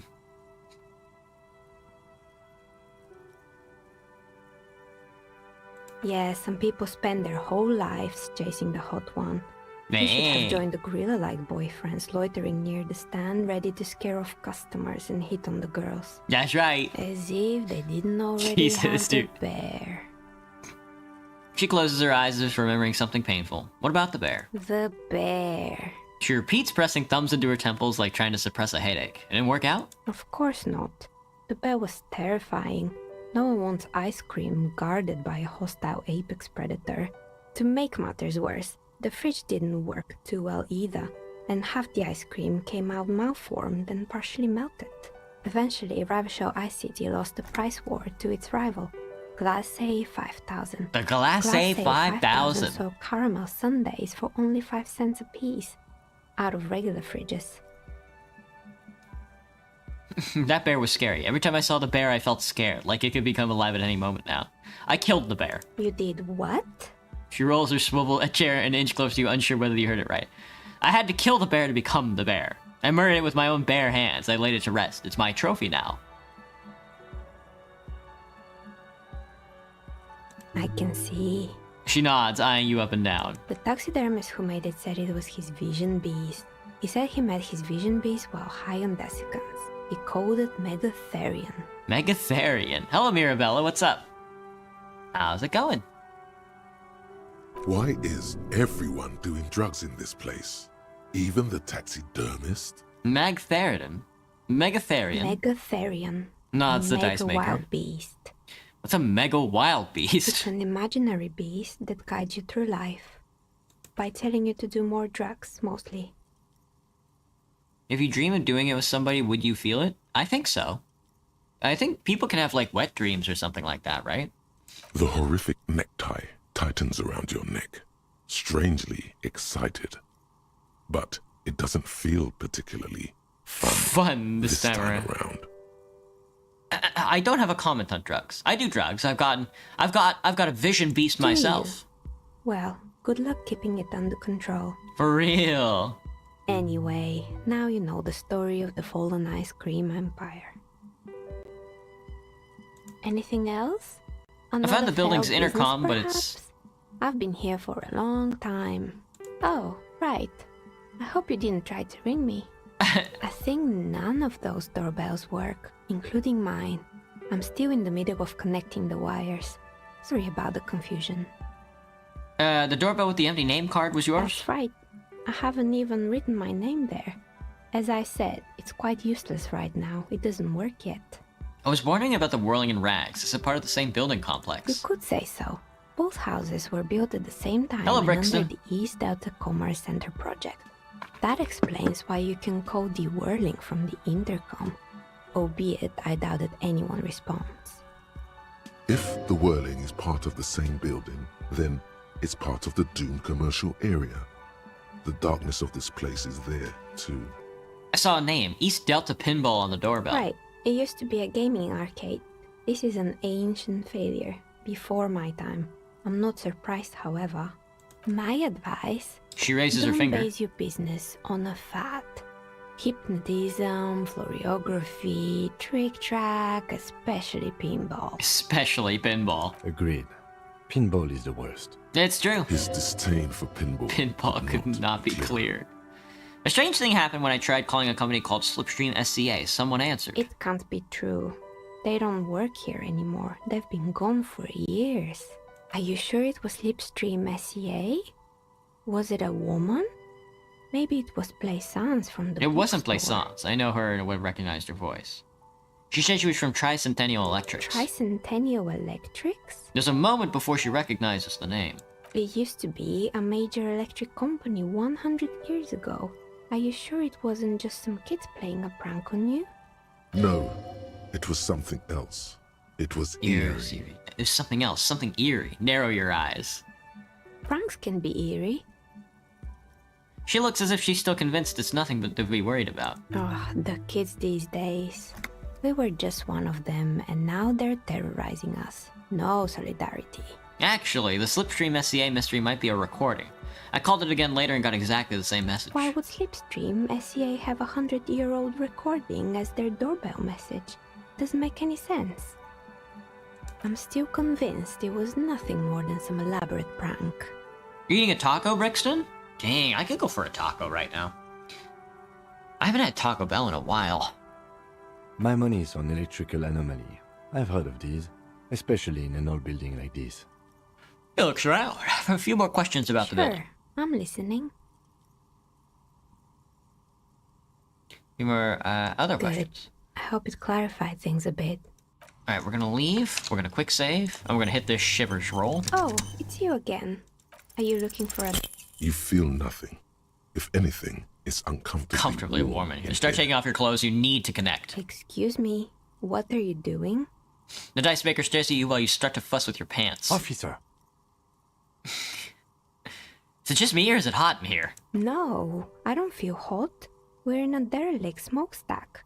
If anything, then it's cold here. The zipper, it's stuck. Oh no, not the zipper. The zipper. Looks for something to grab from the toolbox. I'm trying to lower my body temperature. And why would you do that? It's part of this special technique I have. And what technique is that? Okay. Hear me out. Sometimes I get these feelings. Miss, I apologize for my colleague's behavior. He's still recovering from an unusual medical episode. Officer, this isn't how mature adults deal with their feelings. Now you feel something. My moral! Cold damp of shame washing over you.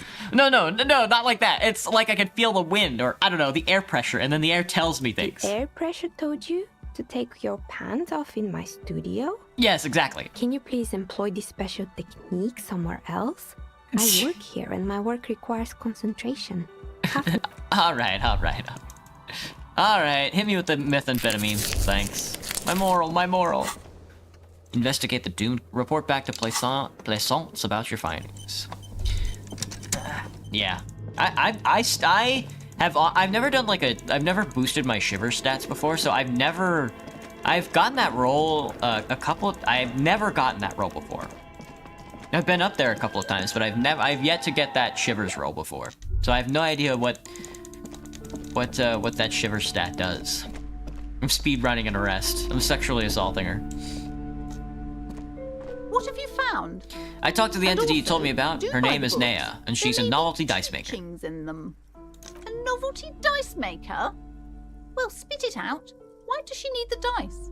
For some kind of sorcery? Sometimes they use the ankle bones of sheep. She may be involved, but I don't have any way to question the malignant entity further. I don't understand. If you're not sure it's her, then where is the source of the doom? How did she explain the curse? Just don't say you don't dying. have any answer yet. The uncertainty is killing her. You've come this far. You know how to end it. There is an entity behind the entity. She says just capitalism bankruptcy is a quirk of our economic system. The source is in the taxidermist's shop. He became involved in arts darker than taxidermy and brought the void spirits down upon this place. I don't have an answer yet, but there still leads to be followed, like the strange radio computer thing. There is another entity, more malignant, pulling the strings in the martinets. Perhaps in my travels I will cross paths with it. A third order presence, yes. She lets go of the pendant. A great dark relief Hey, washes guys. over her. I've heard of these triactors. In certain occult literature, that's too dark to dwell on for too long, and definitely not in public. She gestures for you to be silent. I understand everything, sir. Thank you for your descending into the maelstrom. I will keep fort up here, strengthen the wards, do my best. And if you happen upon the third entity in your travels, may the Lord be with you. She performs an X-shaped cross on her chest. Well, this has been absolutely educational. If we happen on the third presence in our travels, we will certainly come back to tell you. Yes, the venture continues in other waters. darker waters. Waters. Should we get out of here? Before the... Before the vortex collapses. He's so right. Dude, our inland empire is level 12. It looks like we get it up to level 14. Fuck. Not sure what I'd need that, but alright, let's grab a book. I think we want the occult book. This bookstore is not strictly about crime. Yes, romance, medicinal and purposes of the biographies. pale. Something about that book does seem to have spoken to you. Well, I hope it contains... There we go. Medicinal purposes of the pale. The hanged man. It's the hanged man, brother. Sleeping dock worker, Kuno, the ice cream maker. The white ones we haven't succeeded at. We need to roll it again if we upgrade the stat. To do another roll, you have to upgrade a stat. The whites are... Oh, never mind. The white ones are available to try. All these other ones we haven't. I think all these other ones we lost. Something like that. Alright, let's read this fucking book, dude. A small green book giving off a peculiar foreboding impression. Although it's hard to figure out why, describes the various ways of healing debilitating ailments through the use of the pale, some of which sound implausible at best. Medicinal purposes of the pale. The cover of this heavy tome features a number of esoteric symbols. We're gonna open this book. Flipping through the book, you find a number of sections on the general benefits of the pale. A large pharmacopoeia makes up nearly half of the book. What's a pharmacopoeia? You come across the following explanation. While modern pharmacopoeia are continually updated by so-called experts based on the results of clinical trials, readers will find assembled here the timeless wisdom relied upon by generations of traditional Seolite medicine practitioners, Mesk mystics, and Ilmaran folk doctors. Finally, something to calm the angry spirits that have been plaguing you. Truly. It seems to contain descriptions of the medicinal properties of various ingredients that may be gathered from the pale, as well as instructions for producing a variety of herbal remedies. anything of restoring, just want something to soothe the relentless torment of my existence. What you're describing is booze. You don't need any herbs for that. You don't need herbs for that. Ain't that right, Cherry? There are a number of Seolite tonics that promise to improve your short-term memory, but nothing that speaks to your condition. Anything about curing an apocalyptic hangover? There's nothing in here that speaks to hangovers directly. However, while browsing through the various descriptions, you become convinced that you could assemble something from the ingredients listed here. Want to give it a shot? Rub your hands together. All right, book, let's see what you got. First, you need to choose a base ingredient. Common meadow root, a sprig of fresh mint, ginger root. Next, you'll need to combine the base ingredient with an appropriate vehicle. A dram of whiskey, boil with a tea made from birch bark, mash into a paste with some aloe vera extract. Boil it in a tea made from birch bark. Lastly, is there anything else you'd like to add? A spoonful of sugar? The ginger root will help with the nausea, and the birch bark tea will help you flush out the toxins. The sugar just makes it taste better. The sugar just great. So where can I get all this stuff? From the pale, of course. Or perhaps from some enterprising entrepreneur, where you would find one of those, though. The book does not say. From the pale, of course. I want to try to concoct one of those hangover cures again. We'll put the book away for now. Well, it looks like our thing passed. Let's take a look. The White Morning.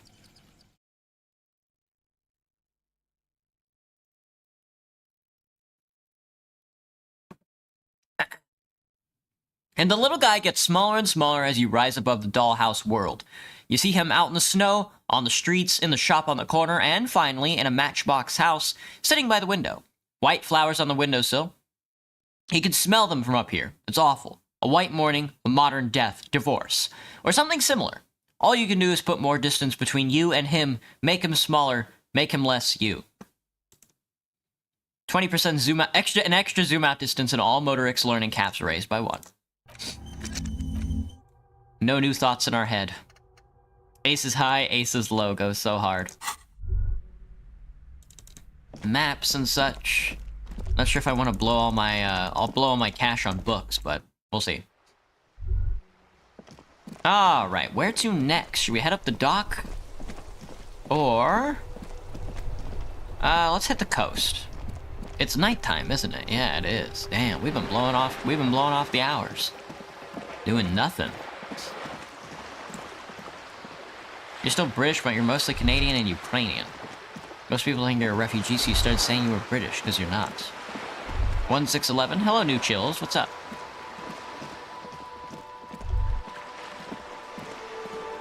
There could be anything on this wall, anything at all.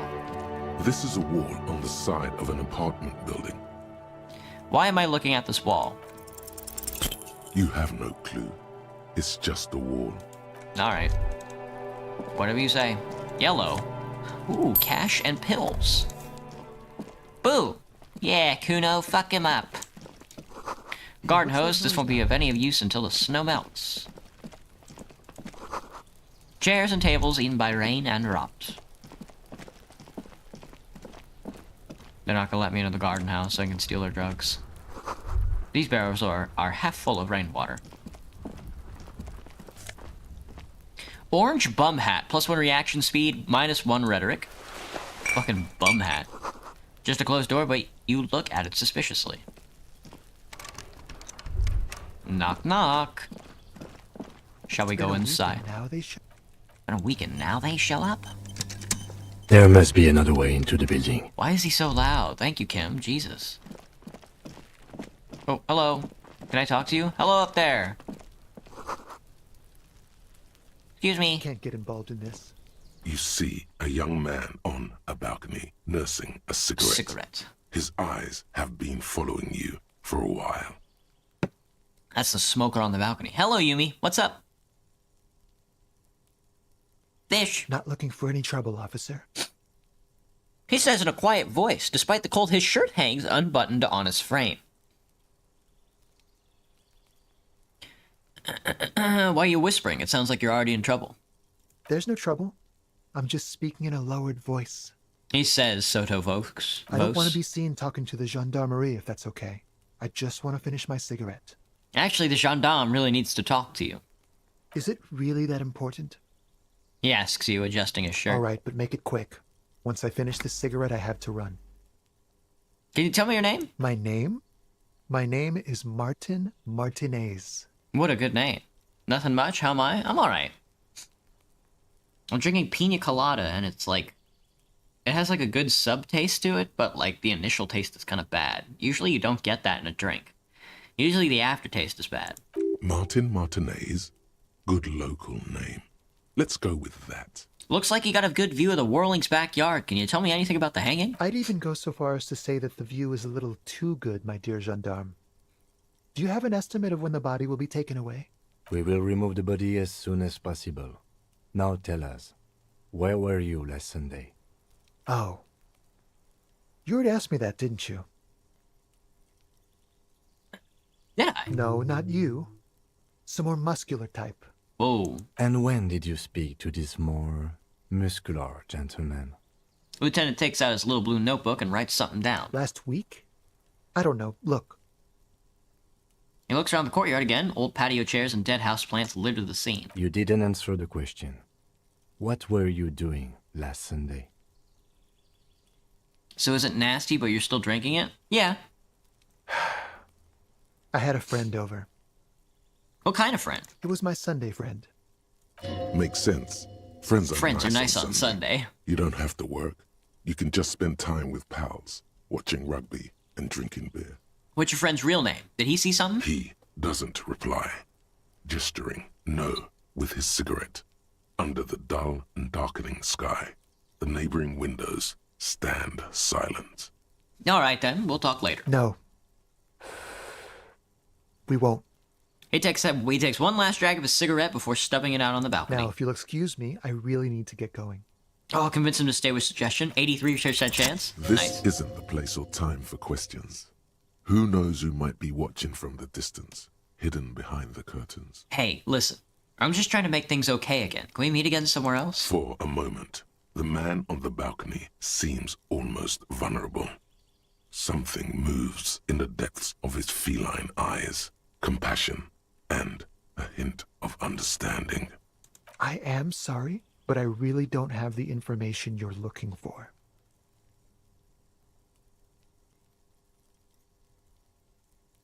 Hello, Blue Bear. But, hold on. What's that? For a split second, his hand lingers, as though gesturing towards a stone placed right next to the front door. Oh! It's a sign. It's a sign. Good luck with the investigation. Thank you, Mr. Smoker. Should I have sex with the smoker? I'll do my best. That rock right there has a key under it. He's gone. Lieutenant puts away his notebook and turns to you. We should run after him, see where No he went. point in running. Tenements like these often have multiple exits. If he doesn't want to talk to us, then he'll know how to hide himself. So just give up? You're right, he probably didn't have anything. So we just give up? He could be a witness. Him or his Sunday friend. Either way, we need to look into that muscular type who's asking about our case. Who's asking about our case? Smoker left for dead? For real? He did leave us a sign. Did you see that? He wanted to draw our attention to that stone right over there. Lieutenant nods towards a small rock on a soggy patch of grass. If we find a way inside the building, we can ask around for his apartment. Great, let's do that. Ooh. A stone, like any other, lying in a whirl of sleet and mud. Maybe there's something under it. There's something under it. Turn it over. There's a key beneath it, rusty from the dirt. This must be for the front door. Pity he doesn't have the apartment number on it. This building has many apartments, and the man can be in any of them. How are we gonna find the right one? We'll just have to go in and see. Damn! We'll just have to go in and see. That's the smoker on the balcony. I still don't know anything about this quest line. I'm not sure if I've ever done anything with it. Bum brain, feeling twitchy. Feeling twitchy with my bum brain. Zebelkini. This is a Zebelkini, as it will. Eviction notices and missing pets are plastered on top of each other. Dude, flip up glasses. The auditor, +1 logic, -1 authority. This box is filled with cleaning chemicals, smells of laundry detergent. Where's my boy? Where's my boy Kras Mazov? I need his bust. Someone has drawn a 5-pointed star on the wall. Indeed he has. This door has been closed with a padlock. A chalk-drawn number on the board says, number 11. Knock on the door. No reply. Examine It's the padlock. a solid lump of metal, but the shackle is deeply corroded. A solid pair of chain cutters would make short work of it. Sure. Sure. Whatever you say, Doc. This door has been closed. 28% chance? Fuck, interface these nuts. What are you? Yeah. You're trying to cut the body of the lock with the chain cutters, and It's really not working. I believe it's the shackle you mean to cut, Detective. The lieutenant points to the corroded loop with his gloved finger. He's just trying to help. Don't take it bad. Relax. These chain cutters are broken, Kim. Perhaps you should give it another go. Kim pointed out to the shackle. What are you doing? You're trying to cut the body of the lock with the chain cutters, and it's... I believe it's the shackle you mean to... He's just trying to help. Perhaps you should give it another go. Perhaps you should give it another go. I'm gonna die. I'm gonna die at work. I'm gonna fucking die. I'm so fucking weak. It's so bad. Awesome. You hear someone walking around inside, rearranging the furniture. The number on the panel says 10. Wait, give me a second. I gotta save. Quick save me. You hear someone. The walking stops abruptly, but no one comes to the door. That's me. You can feel tension on the other side. Feel tension on the other side. A poor communard, from the looks of it. The room is barely bigger than a closet. This is the police. Open up. Do I have to open the door? You hear the clacking of heels again as the other side walls right up to the door. Her side walks right up to the door. Her tone is now getting a defensive edge. Do you have a warrant? I'm not obligated to open the door if you don't have a warrant. Let's go. We don't have a reason to get inside that apartment. A poor communard. It's the wrong text. Postcard, Boogie Street 46. Door number 9 is locked. Ooh, 25 cents. Yummy. Apartment number 8, their mailbox is overflowing. Hello. Give me a moment. An elderly woman is leaning on her broom, her knuckles white as bone. She seems to be having difficulty breathing. The cold never does any good for my bronchitis. You alright? Should I call a doctor? I'm fine. Fine. Don't you worry about me.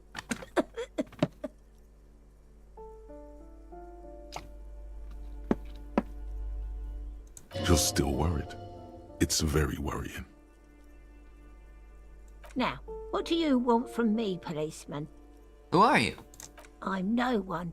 Just an old woman who cleans these hallways. I'm hitting her, dude. Look at this. I'm fucking hitting her with that flashlight. Jesus Christ. You live here? If you can call it living. I have She a spits little room upstairs right next to the coal room. Damn. It's barely bigger than a closet. But I don't complain, no. I have my bed and my aching bones to keep me company. And that's all I need from this world. I'm looking for Martin Martinez. Oh, you'll find plenty of Martins here. Don't you worry. She smiles a gap-toothed smile when she hears you mention the name. What do you mean? I wasn't joking. Pea-brain. Someone played a trick on you. Martin Martinez is a name for anyone who comes from Martinez. She fucking like got my Jim ass. Shamrock or Raoul Ravachol. Oops.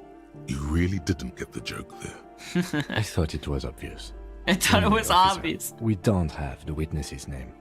How about a young male in his mid-20s, dark hair, skinny build, a smoker on the balcony? Know where he lives? Yes, yes. I know who you mean. The scrawny boy who's always smoking like the devil, right? She looks at the other end of the hallway. What's he in trouble for? No trouble, I just want to talk to him. Do you know where he lives? Talk? Cleaning. The cleaning lady starts laughing, but it turns into a violent coughing spasm. She squeezes her broom, trying to catch her breath. He lives upstairs in room 28. Go to the balcony. It's one of those doors there. He's usually home in the evening. Thank you. We should go check out his apartment on the balcony. Should I do See it? if he's home. I don't know. I have a few questions about those apartments. Ask away, policeman. What are you asking me? 5'8" or 5'9" as an American's measure? Dang, Graham, I'm like 5'6", 5'7". Smoker! Smoker! Yeah. Thank God I'm purple. Their mailbox is overflowing. Is one of the residents on vacation? People come and go. I don't keep an eye on everyone. Who lives in apartment 10? No one lives there.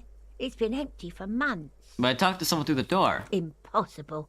I would know if someone had moved in there. She pauses, eyeing the hallway. Maybe it's those countercultural people again.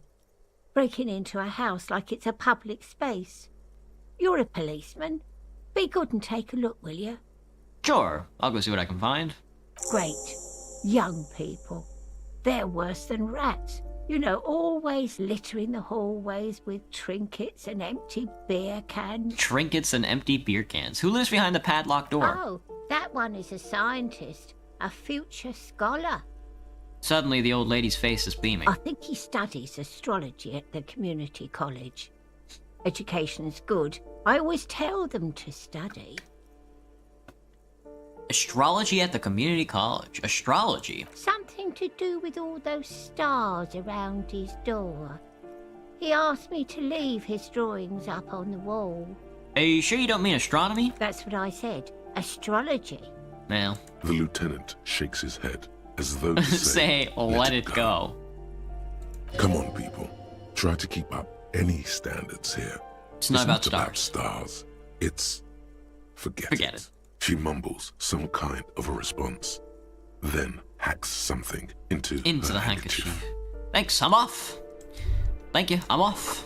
The graffito says firing squad for the rich. A note reads, foreclosed by Martinez Realty Associates.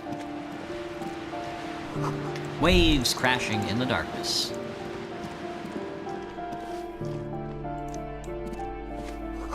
The old grocery list on the table and checks. Some Nosafed and 20 cents.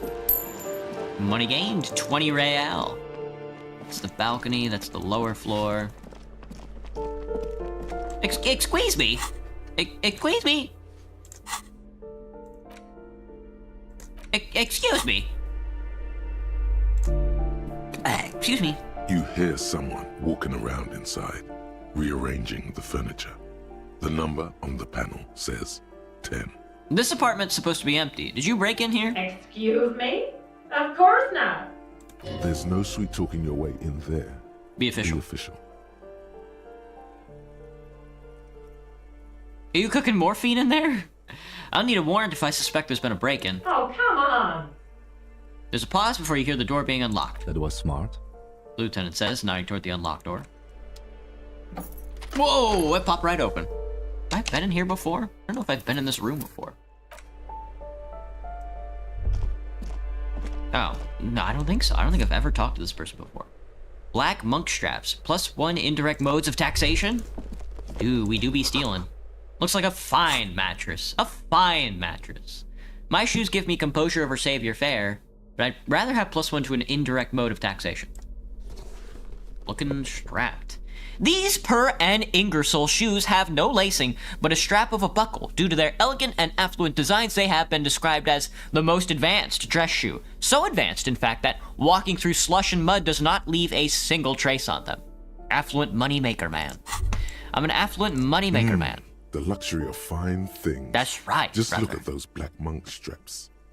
After spending an entire day hustling, who's to say that you didn't deserve a pair of ridiculously expensive shoes on your tired feet?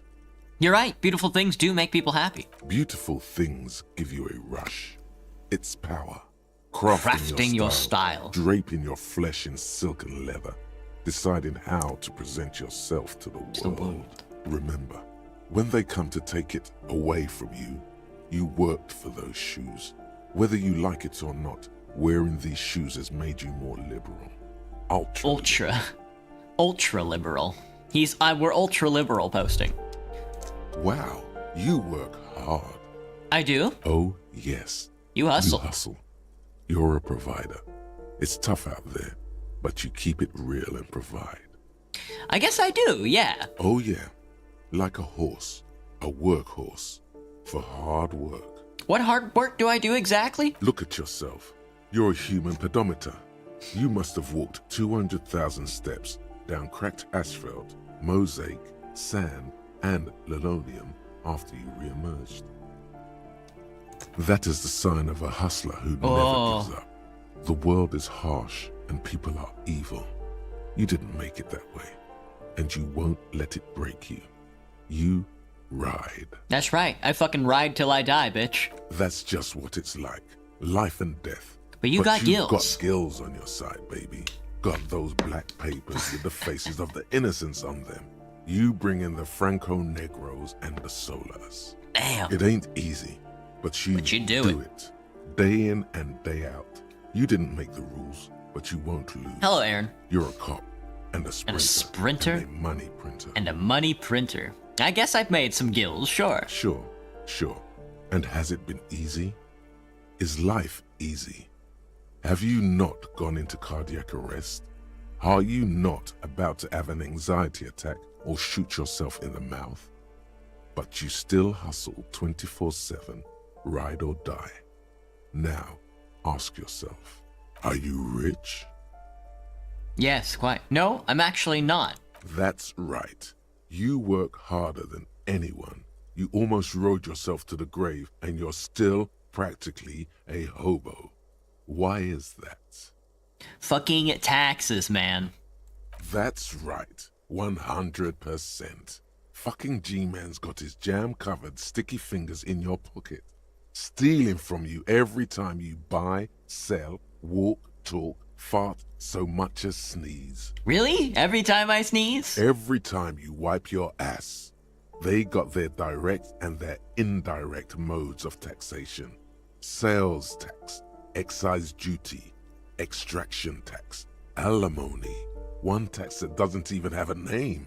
Plus there's the stuff people in other countries pay for that makes them ask for more money from you. Here, total tax duties add up to 98% of all your money. No fucking way. I guess I'm a free market fundamentalist now. Here you go, hustler. Fight the righteous fight. Free the people. Keep it real. Keep it street. Keep foaming at the mouth furiously on the tax issue. Yes, dude. Oh, dude, I'm so ready. I'm so ready for it. Yes, let's eternalize this bad boy. Temporary research bonus, -2 empathy, cold-blooded. Fuck. Oh, God. First, if you have a side bitch ideology cooking somewhere, don't sweat it. Fighting indirect taxation for the Gossamer state is compatible with all creeds. It's cool like that. You're a cool anarchist now, unless you don't want to be an anarchist. Whatever. Stuff this meal ticket in your eye socket and let's see if we can steal some love back from the robber barons at the Customs Agency and the banditos at the Insular Indian Financial Oversight and Competition Committee. The folk. Hell yeah. Indirect modes of taxation moment. My empathy, brother, my empathy. My empathy's gone. We're cold-blooded. Theodore serial killer run. Satisfied? My name real is estate Marielle agent. Charpentier, and I'm an agent with Martinez Realty Associates. Holy. I am not breaking in, as I have every right to be here. The keys, see? She jingles a set of keys in her hand. I don't think I've ever been in this room and talked to this woman. That is probably one of the scariest portraits in the game. This game has some scary fucking portraits. She might be the scariest one. Her voice is really cheerful, despite her obviously hating you. Do you want to see my ID as well?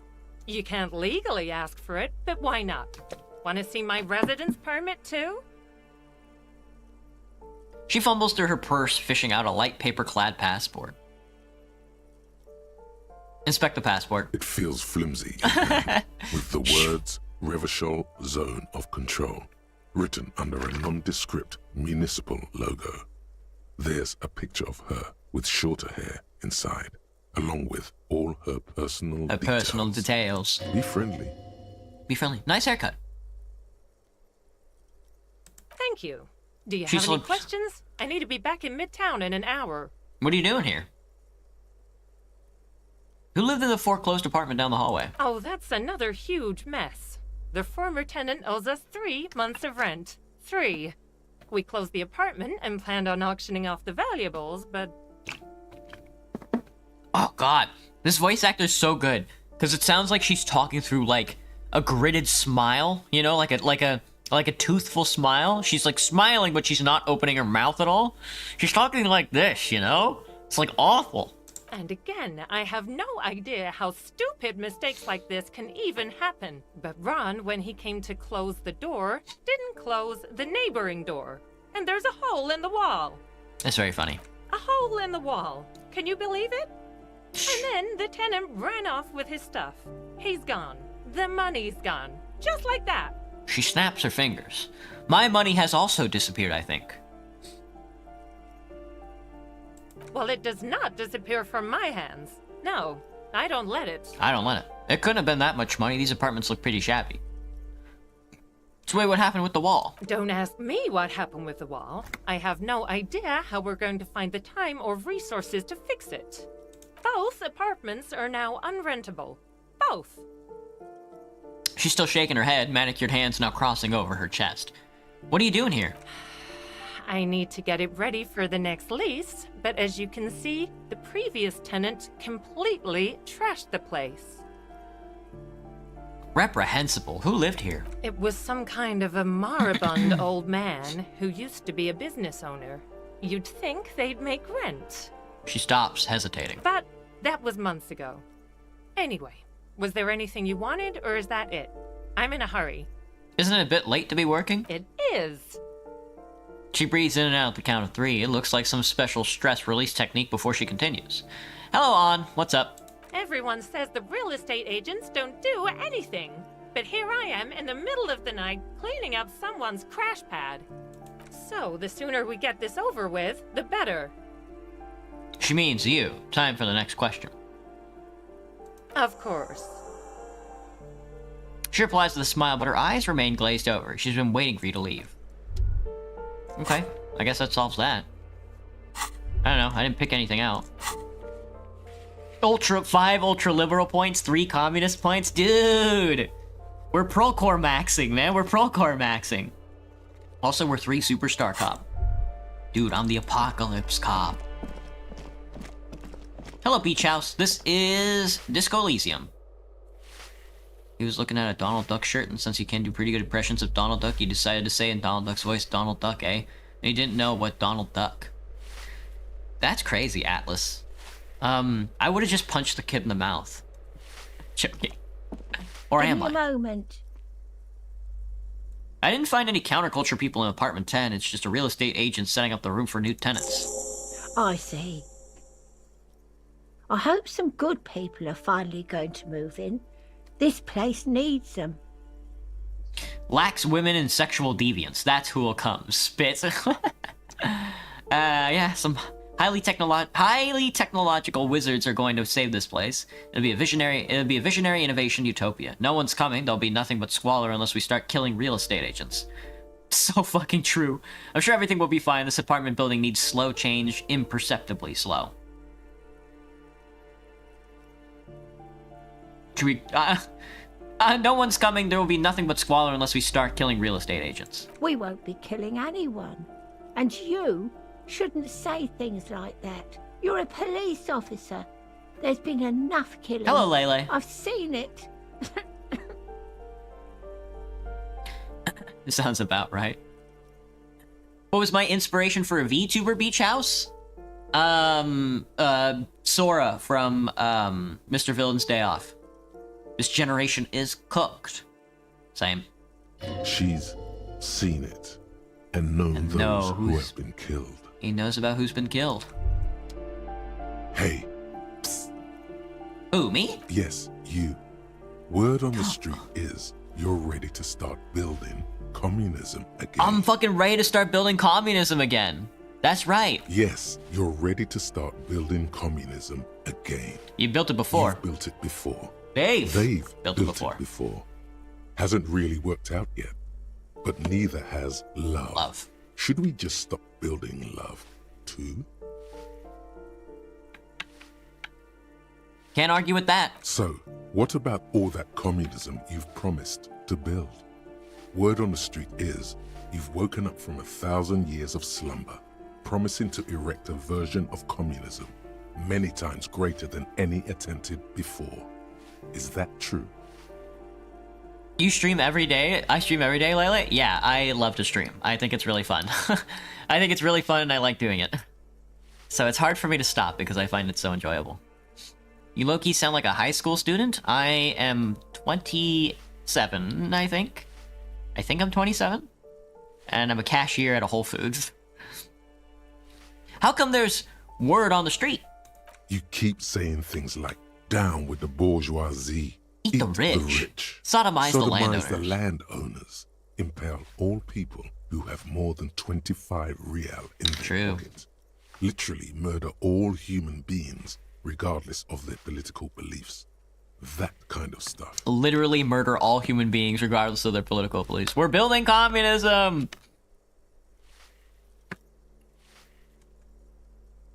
Oh yeah, that sounds like me. Funky style. Very funky. So Very tell funky. me, do you have any questions before we fire up the big communism builder? Or do we get right down Well, to now it? hold on. What's this communism thing even about? Failure. It's about failure. Failure? Yes. Abject failure. Total, irreversible defeat on all fronts. Absolutely vanquished. Beaten. Curb stomped and pissed on. Until you came along. That's right. You will reverse the fortune of the workers of the world. Of course. You alone. Against every living thing. Against every human alive. 800 trillion real in the hands of an impossibly well-organized ruling class. Towering city blocks of bankmen who have the ears of prime ministers. Million-headed armies of nations and the love of your own mother. No, the voice sounds deeper in your head, so it would seem. I'm not sure if Harry Dubois' voice is this deep. I can't imagine what Harry Dubois' actual voice is if it isn't this deep. You against the atom. the charm and the spin, where the whole world failed. Matter failed to bend to human will. Human will failed to get out of bed and tie its laces. You alone, single-handedly, will rebuild the dreams of the working class. You are the last communist. You are the last communist. Now get to work, comrade. Roll up your sleeves and start building communism. Oh yeah. Get the firing squads and the animal wagons ready. Roll up your sleeves and further and breathe in that pristine air. Alright. Dude, we get double picks. We get indirect modes of taxation and Mazovian economic theories. Fuck yes. Mazovian socioeconomics. Temporary research bonus -2 visual calculus. Looks like reaction. 3 hours time. People think communism was some crazy idea that had its comeuppance 40 years ago. A fever that shook the world never to return again. They were right, until he woke up today. A spiritual corpse, responsive only to the call of Commodore Red, prostitutes, and Krasmazov. For him, communism is still a thing. He will single-handedly raise the commune of O2 from the oceanic trench where it has been resting, covered in ghosts and seaweed. He is the big communism builder. Come witness his attempt to rebuild communism in the year 51. Do I need the communist tag? Don't we all? Don't we all? Isn't that the name of the game? We gotta build it. We gotta build it. One step at a time, lads. One fucking piece of garbage in a trash can at a time. Let's see. Oh, look at this chick. We can hit on this chick. We can kill her even. The door is locked. You can't get in. That's $2.25 rail. Above, tarps flap in the wind, forgotten hammers and nails rust.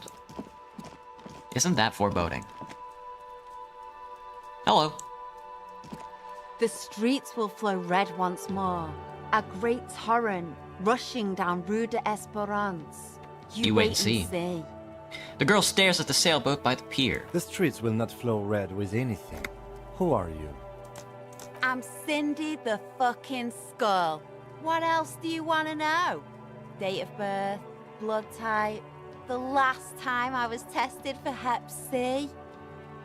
Let's start with your blood type and go from there. Go where? Accosting a miner? Accosting a miner. Your boyfriend was hungry and then he said, hey, I'm hungry, can I eat you? Dude, porn! Porn in my chat? Listen to your partner, pig man. Keep your grubby hooves off little old ladies.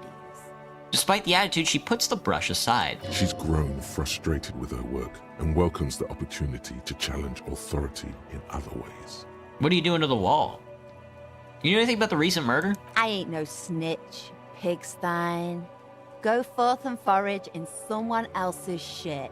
No shortage of squealers in these parts. So true. Actually, there is a shortage of people who talk to us in a normal, calm, informative manner.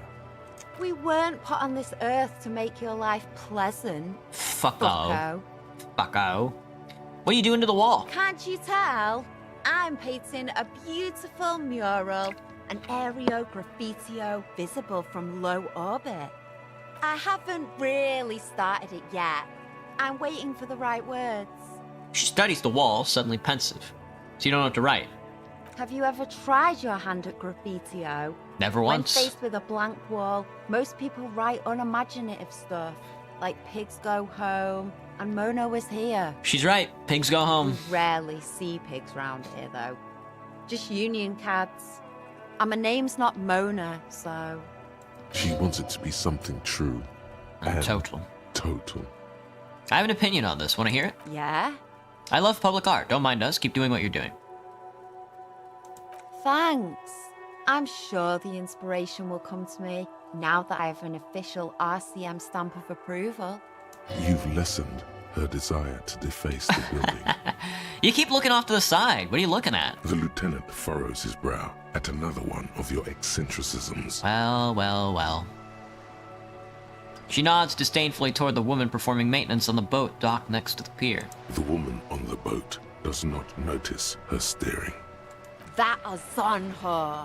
Someone's got to keep an eye on her. Who is she? Probably the Wild Pines rep. We should talk to her.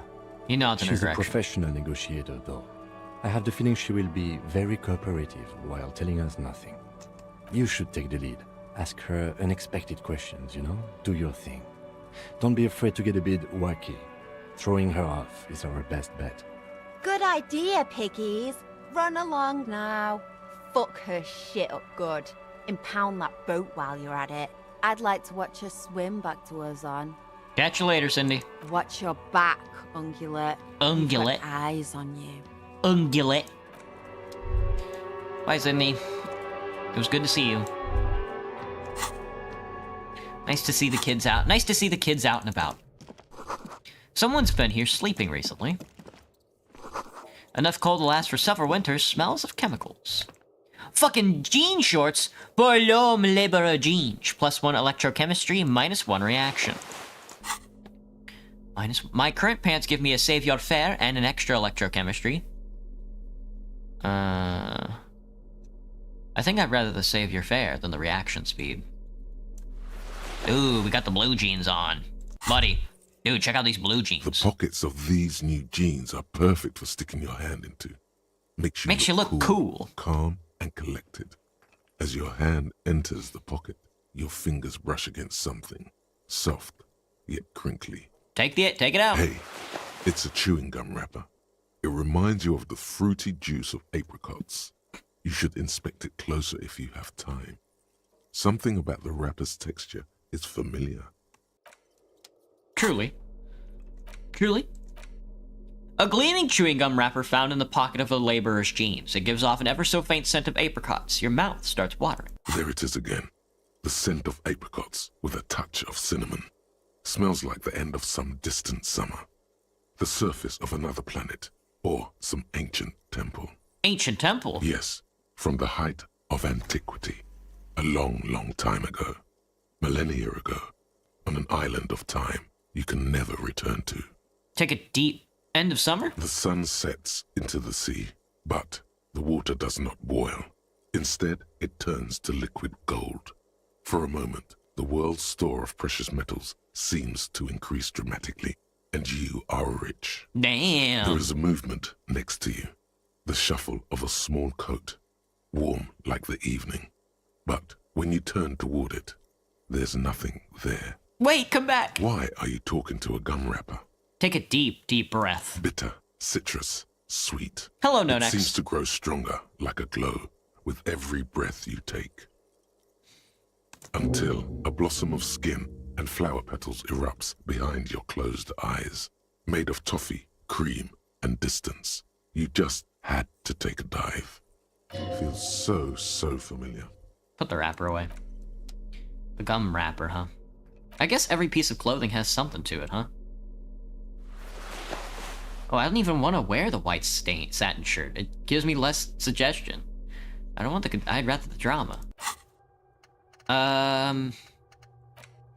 Apricot chewing gum scented one. Temporary research bonus, -1 reaction speed, living in the past. You found a trace of entity who's been stalking you across the plains. The Gloomstalker. The conglomeration. The shadowy organization behind your downfall, possibly connected to the dreaded X something.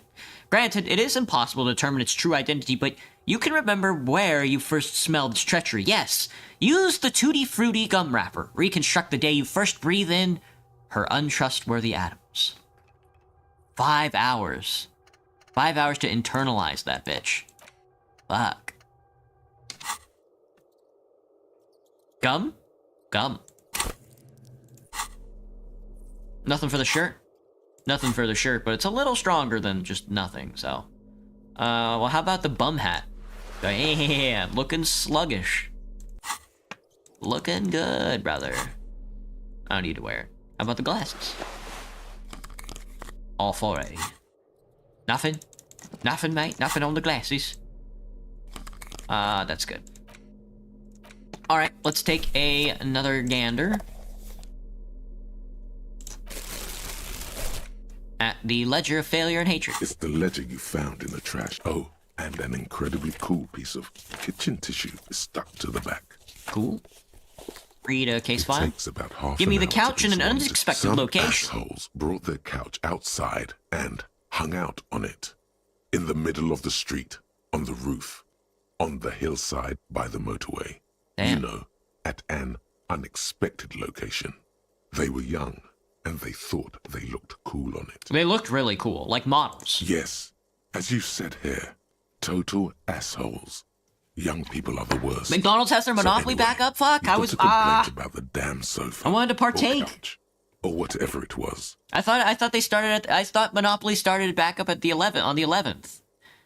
Donald's Monopoly. Or not. When does it start? Because I could have sworn it started on the 11th.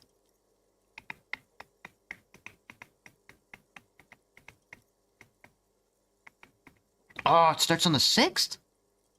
Really? Hang on. I gotta look. Hang on.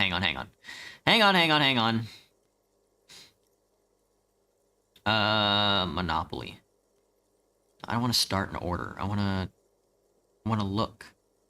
Bonus play ends on 11 the 2nd. All play ends on 11 23rd. Oh, fuck. Oh, it did start. Find out how to play. Hang on. Give me a second. I gotta look. I'm partaking. You remember back in the day we didn't have this technology, Lele? Oh, it starts today? Did start today. Okay. Yeah. Oh, you can get your order now. Fuck. I'm usually the kind of guy that does the no purchase entry, so. I'm gonna be eating a lot of McDonald's for the next month. Fuck.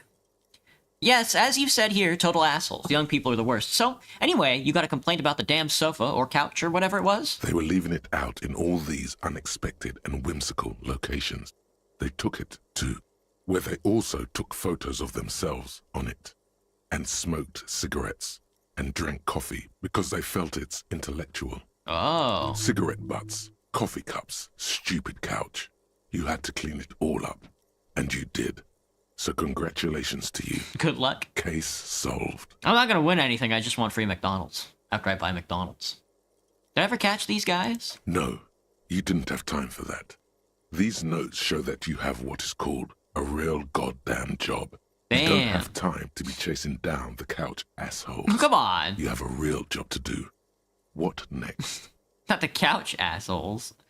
I mean, I am an American. I live in the Burger Reich, so I have to consume burger. Murder at the hookah parlor. Murder. This is like an actual one. Tum at the hookah parlor was a case originally assigned to an officer called Joseph Mills, who is now dead. Holy. Of circumstances completely unconnected to murder at the hookah parlor. Oh, okay. Wow. Beaten to death by a throng of Villalobos gang members when him and his partner J.M., only initials mentioned, answered a call one night. It's a sad story, and it isn't really represented in your case files. Stop stalling and get to the murder at the hookah parlor. Okay, right on with the murder then. Joseph Mills was on this case that he just couldn't solve. Was doing it solo. Said it was a real nutcracker, a real brain twister. Was on it for, like, a month. The captain got impatient. Shit or get off the pot, Mills. Shit or get off the pot, Mills. Mills didn't get off the pot. Not yet. He kept at it for a couple of weeks more, racking his brains, running with every theory, as outlandish as they seemed. Still couldn't solve the murder at the hookah parlor. Tough case, he said. Toughest he's ever had. Wait, was Joseph Mills a good cop? No. He was awful. He was awful. Awful sense of humor, too. The worst jokes you've ever heard. Really rapey. Still, he'd been on it for months now. Said it was the final case. Hello, Said Yubi. it was uncrackable. That murderer vanished into thin air. That goddamn hookah parlor was all he talked about. Damn. Okay, so the case is handed to you because Mills isn't getting anywhere, and you look into it. Here's the setup. A young man is found dead in a hookah parlor. You know, those places where you go and smoke bubblegum-flavored vapor all day. Can you get high off it? No, it's soot and water vapor. It doesn't do anything. Really cool. Yeah, really lame. Yeah. So anyway, young man in his 20s found with his skull busted open, right on the floor of the hookah parlor, in the middle of the day. No one else is in there. Only client that day. In perfect health, too. Some kind of movie producer. No one enters, no one exits. Damn. He's just sucking on his watermelon hookah all morning, all noon, like he usually does. He's a regular. He's a regular. No calls, nothing. Just sucking on the hookah until Gross. 15:45. Then bam, he's dead on the floor with his skull busted open, blood everywhere. What happened? How can it be? You feel targeted, Yumi? I think his head just did that. I think his head just did Mills that. has no idea. Invisible assassin. Movie deal gone sour. Girl at the counter did it. Nothing fits. Eerie. Eerie. Man just dropped dead. So you go to the parlor. You see cushions around the table. Tables low, heavy, really sharp edge. He sucked hookah, stood up, passed out, hit his head on the table, and died. See? You can't even read the thing without solving it. Man, you can't read the thing without solving it. That. Turns out hookah does do something. It turns off your brain's oxygen supply, and you don't notice it until you get up to go to the bathroom. What was he doing there for 6 hours? Smoking hookah. Didn't you hear? I don't know. Trying to come up with a movie script, maybe. Anyway, that was Murder at the Hookah Parlor. Joseph Mills wasn't a good detective, and about 30 minutes has passed, piecing it together. Next. Not much has changed. That's everything in the ledger. That's everything in the ledger. Indirect Thoughts? modes of taxation. Oh, here we go. Turns out, those Financial Oversight Committee gangsters stuffed millions of hard-earned dividends away in the last place anyone thought to look. The hearts and minds of everyday Rivasholians. You need to spread that deregulation gospel to the people. Tell them about that foreign fair tax. Preach that 98% gross burden. Preach it, preacher man. Set the brothers free. Taxes are racist. Taxes are racist. Ultra-liberal dialogue options give +1 real. Wow, no shot. -1 empathy, thinks he's a hustler or something. Well, obviously we're not going to apply that. That's just very funny, though. Oh, we already applied it. It's over. We have to unlock more slots before we can internalize more thoughts. Next one we're going to do is Mazovian socioeconomics. Buddy, not only are we ultra-liberal by 5, we're also communist by 4. We have 1 point of fascism, though, which is lame. We are not a moralist. That's so lame. Who would be a moralist in this day and age? Like, come on. Like, get real. Let's get at... Ah! Kim, what's up, buddy? We should think about calling it a day, maybe. The nights are still miserably cold this time of year. I haven't paid the cafeteria manager for damages We yet. should take care of that, then. But I don't have the money. Let's talk to him anyway. An officer of the RCM shouldn't be sleeping in the street. We'll figure something out. Yeah, so lame. Though he finds this situation frustrating, he is doing his best to not make you feel any worse than you already do. Thanks, Kim. You the best, buddy. Let's try negotiating. Alright, let's go back downstairs. I would rather not end the day, but... You know what, Kim, for you, let's end the day. After I collect all these trash, we're not gonna talk to anybody else yet. Looks like there's more construction here. Once decades ago. We'll go down there next. That'll be where we go next. Talk to the Pines rep. Inside the frame, the motorcycle and repair tools been disassembled. They're not letting me in there. Can I crack it open with the, crowbar? There we are. Signal blue naval coats. -1 half-light, +1 suggestion. I like that. I like that a lot. +1 esprit de corps. Hit me with the signal blue naval coat. Dude, looking fly. Krasmazov over here. Cape Side Apartments. Rue de Saint-Gilles to Roundabout North. What does this give me? -1 half-light. I still have no idea what any of the physique stats do, like half-light and stuff like that. Let the body take control, threaten people. Cool for high-strung investigators. Shoot now, ask questions later, cops. Surprise the haters. Is this the new chat GPT? I guess so, Yumi. The shivers. Cool for city lovers. I need another stat point so I can investigate more.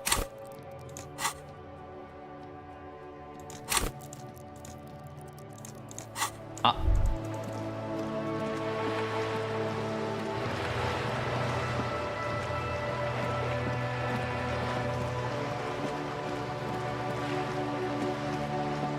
Alright, let's go negotiate.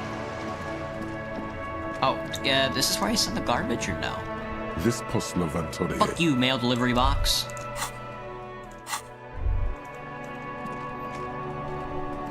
The warning.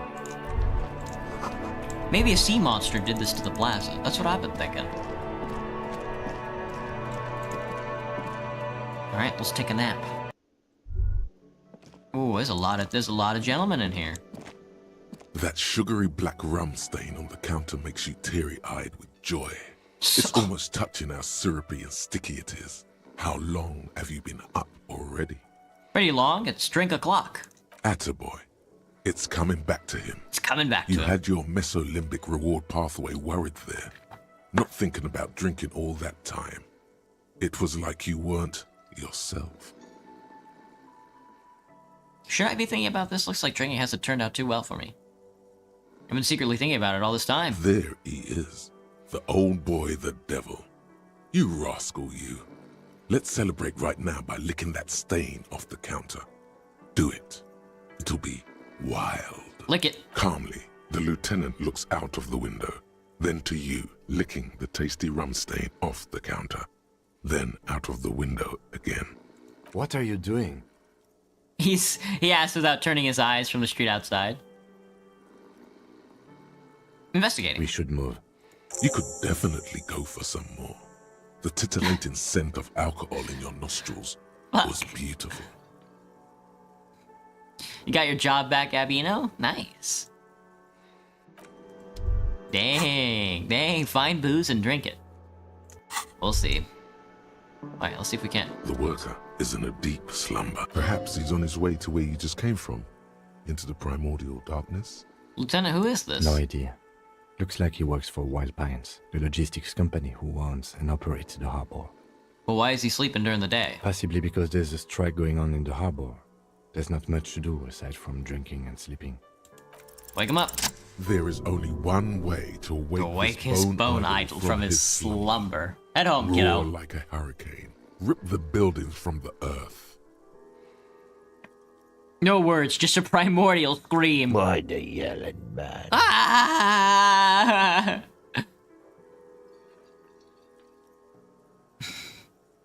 Mashing the likes. You're drinking Mike's Harder Strawberry. You're feeling good, Yumi? Nice. You're alive? You looked out for the long count there. Wait, what? No, he was just sleeping. He seems What do pissed you off. want, officer? Officer, even after a rude awakening, this dock worker respects the police more than they usually do, at least.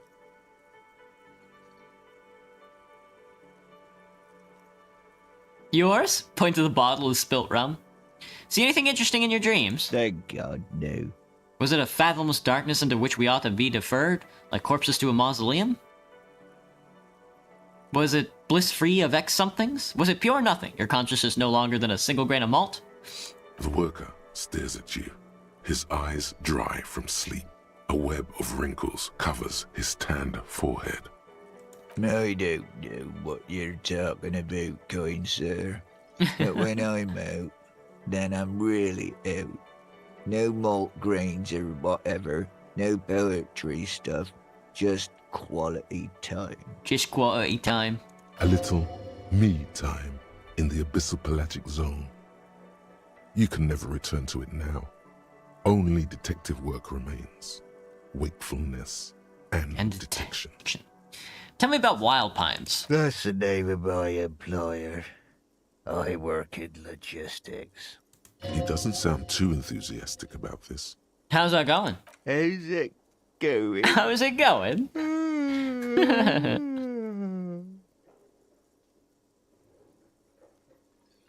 The dock worker lets out a big yawn, then stares at the cafeteria's terrace doors. Some fingerprints glisten on the glass. Haven't you noticed what's going on outside?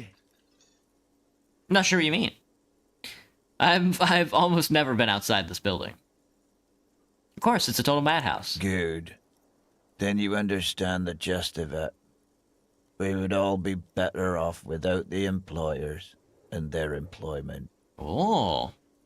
For one, I can get some goddamn shut-eye. Right to sleep, I say. Right to sleep. Why are you sleeping here while the others are out striking then? They got it. Majoret's got it. He's guarding the gate. I'm just getting some sleep. Or was. Who's behind organizing the strikes? We are. The workers. The union. We know what we need. What's right for us. You mean there's no leader? Okay. I guess there's also Everard. He's in charge of the union. He's smart. Knows how to negotiate. He's got our back. What about the dead body in the yard? Yeah. What about it? You seem cool with it. Do you have many of those hanging from trees?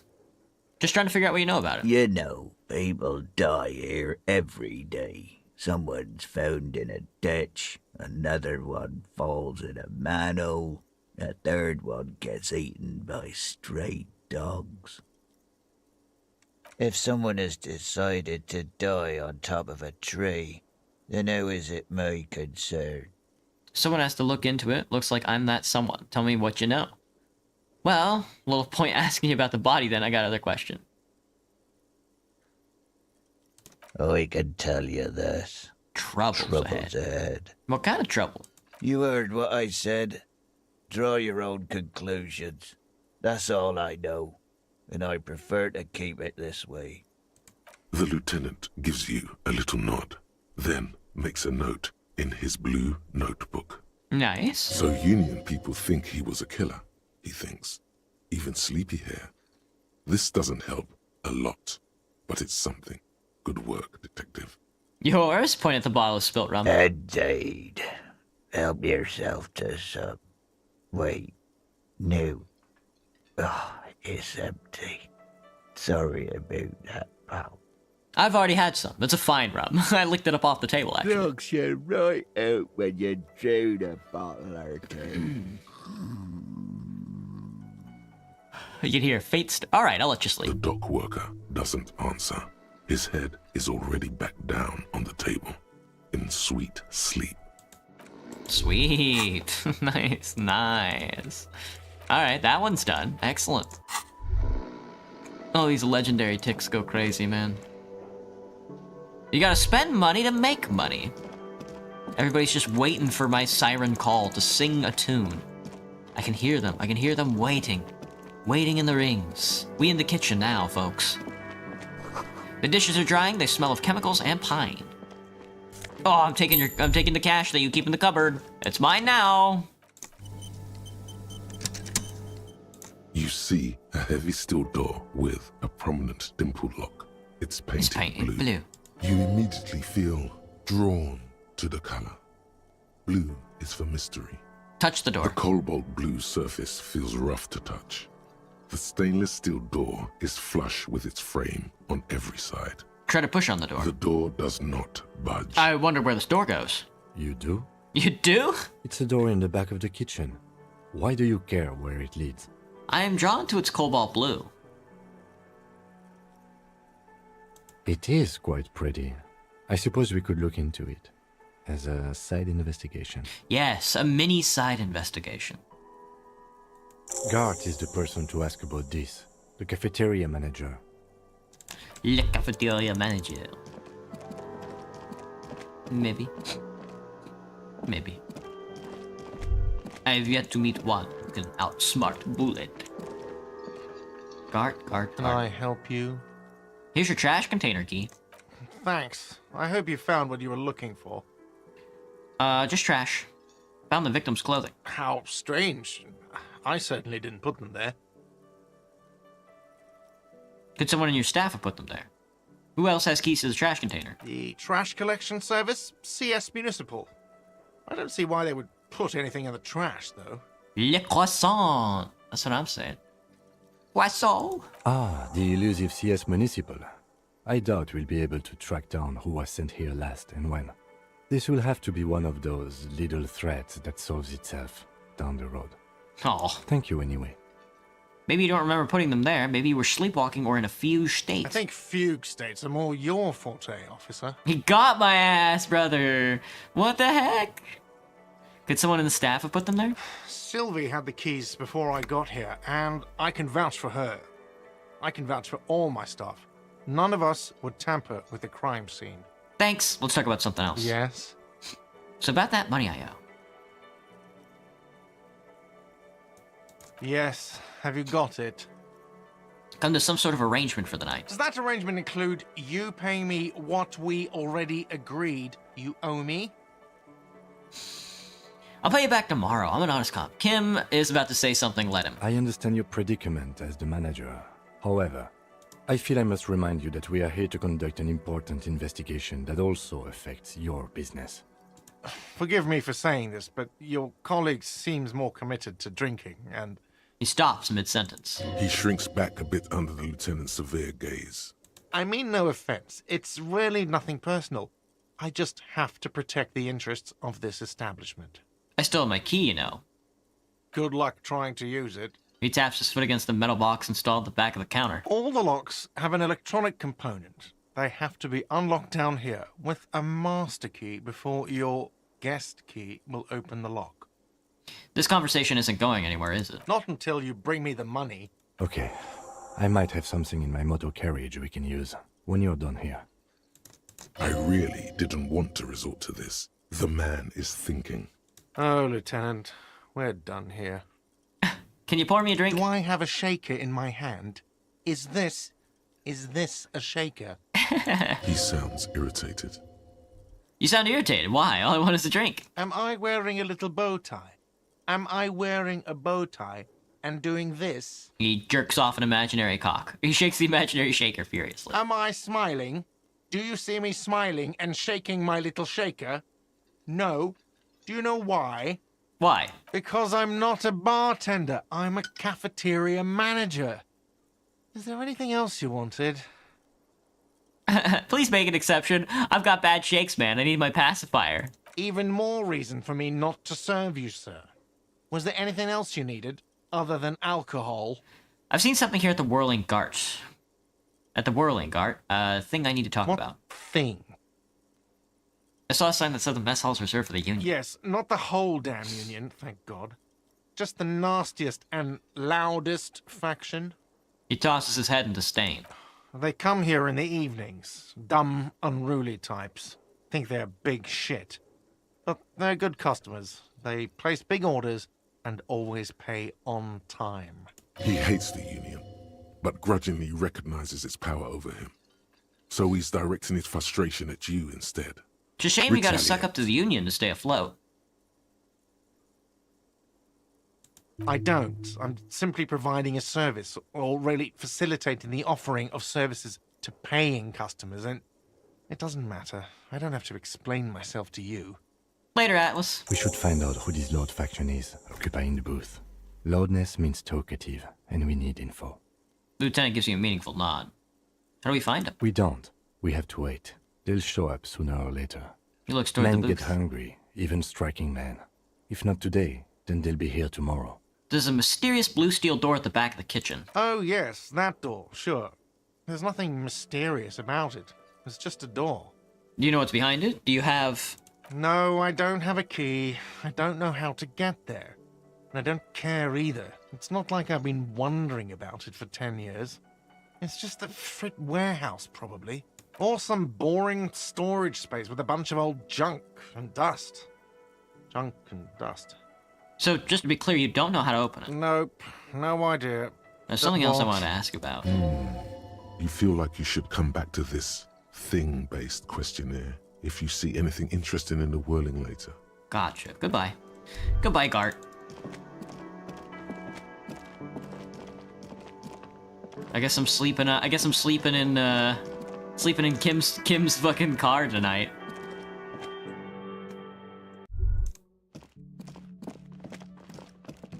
Yo, they won't let me in my room.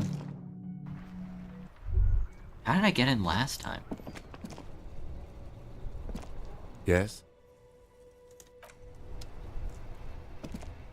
Oh, oh, that's right. One of my first runs, I did a rhetoric run, so I was just talking my way through everything.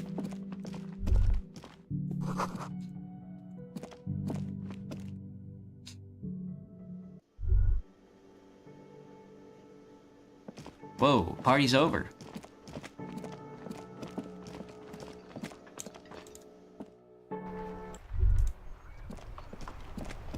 Oh, Fritz gone.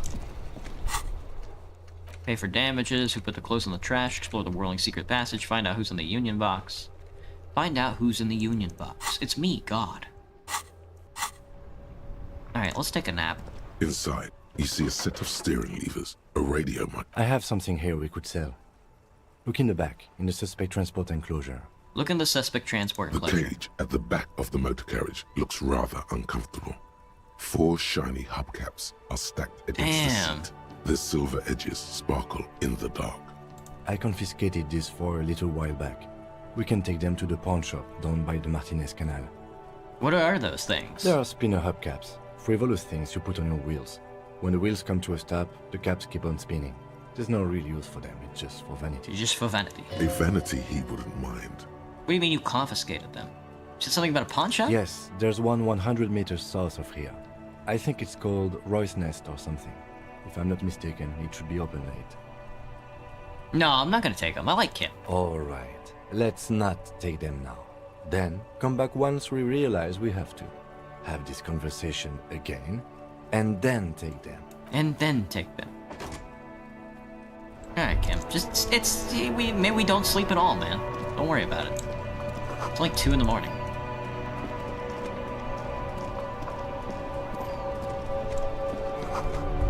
Tire tracks. Can I take any of the balls? I can't take any of the bocce balls? Fuck.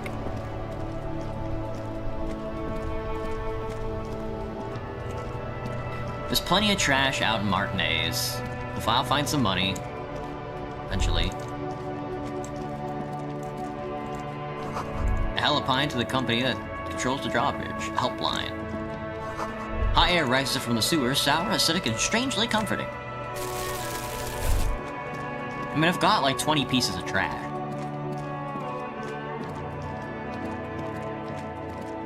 Martinez. A couple of indicator lights are missing from this control panel. Loose How do I wires feel about the dangling run? from the It now sucks! vacant poles. In the middle, We get is the a spooky lever. stuff, though. Beneath it, a small metal plaque. This panel usually closes the water lock, turning it into a bridge that lets you cross the canal. But there's a crashed salmon and butter sign in the way. Pulling the lever probably won't do anything. Pull the lever up. Pull the lever all the way up until the metal clicks against the contact pins. You hear a soft clunk. Then, nothing happens. Push harder.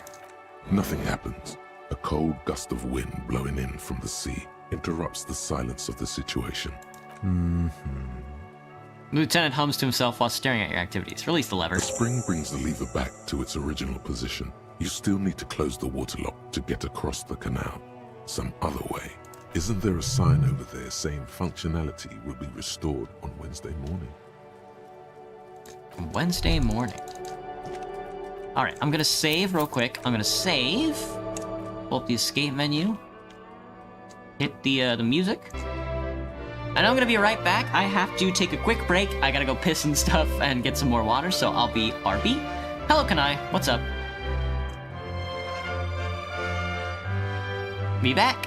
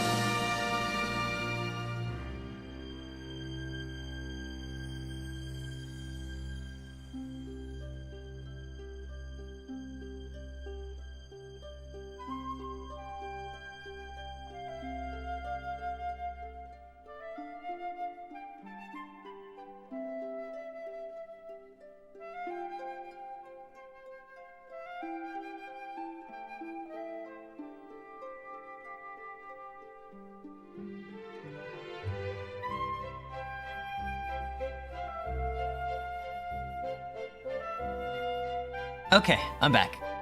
Hello? Oh, Martinez at night is really calm. It's really calm and really something else, man. But let's keep it rolling. Is that a Stolfo dancing in the corner? No, that's Evernight. Should be a Stolfo, though.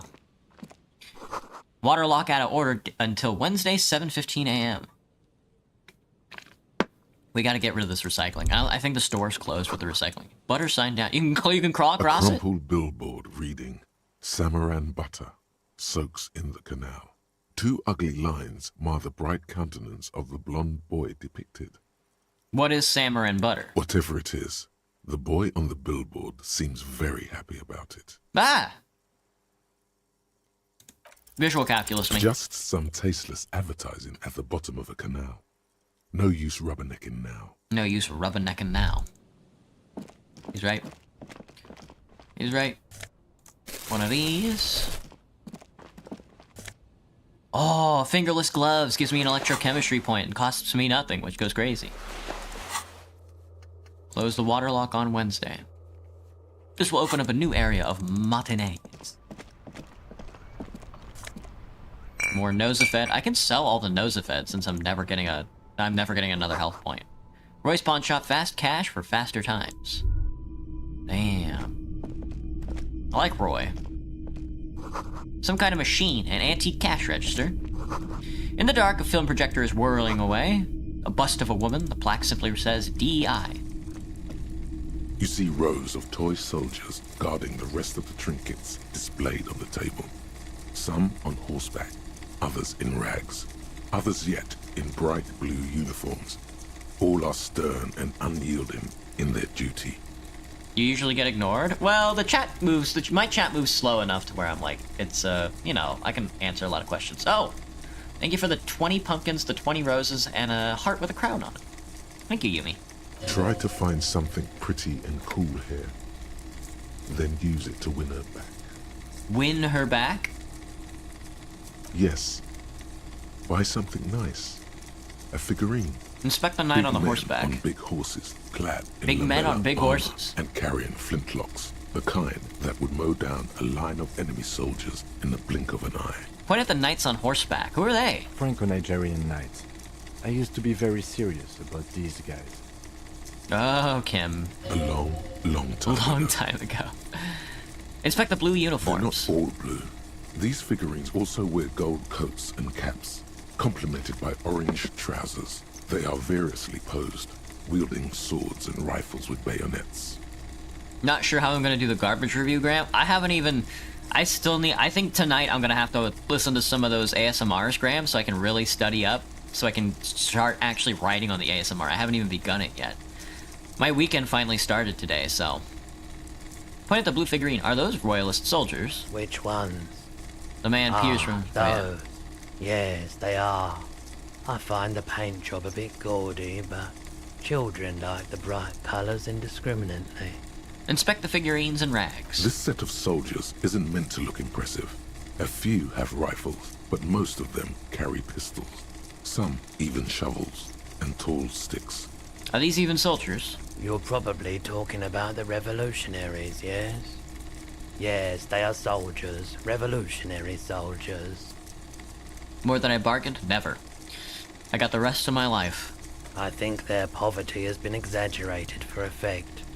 When you place them next to the royalists, it doesn't seem like they could possibly win. The contrast is meant to be disheartening, as it ought to be. It's possible to win against the cohorts of capital, ask my friend Gart, whose bitch it made me.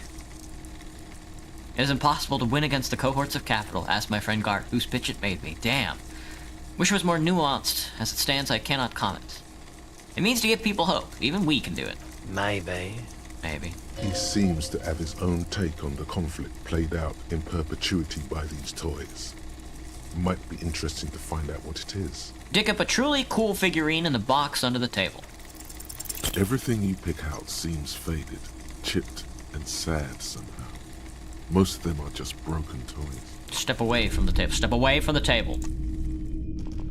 The boomboxes on the shelf look well-loved and well-traveled. Chipped, dented, They stare at you with the unblinking eyes of their tape reels. Stand on the tips of your toes to see more. One especially catches your eye. Deep gold and amber plastic with a big old handle on top. A classic boombox that says Stereo 8 approved. Stereo 8. This is you. Golden orange. A sunset suite. Sunset suite. This Stereo 8 approved machine box here is the Harman Welsh W2. Made in Vespa. Designed in Seoul. Plays all reel-to-reel formats. 2mm, 8mm, 12mm. It's even got a little radio in there. It'll set you back 12 real. What I really want to know is, could this device come in handy in my police work? If police work means playing tapes, sure. You could use it for that. You can use it for that. Or any other time you'd need to play a tape. Am I in fetal position, Graham? No, I'm sort of like leaning on one of my legs that's like side reel, and then the other one is like up. And now I'm sitting on my inner thighs, I guess you could like say. Like a beach party. With sand and sun and seagulls dancing on the breeze. Theoretically, Kim, could I bring it to a beach party? Theoretically, yes. But we don't have time right now. It's generally murder investigation first, then beach party. Actually, it doesn't have to be a beach. With a boombox like that, I'll bring the party into the streets. You can play it any way you like.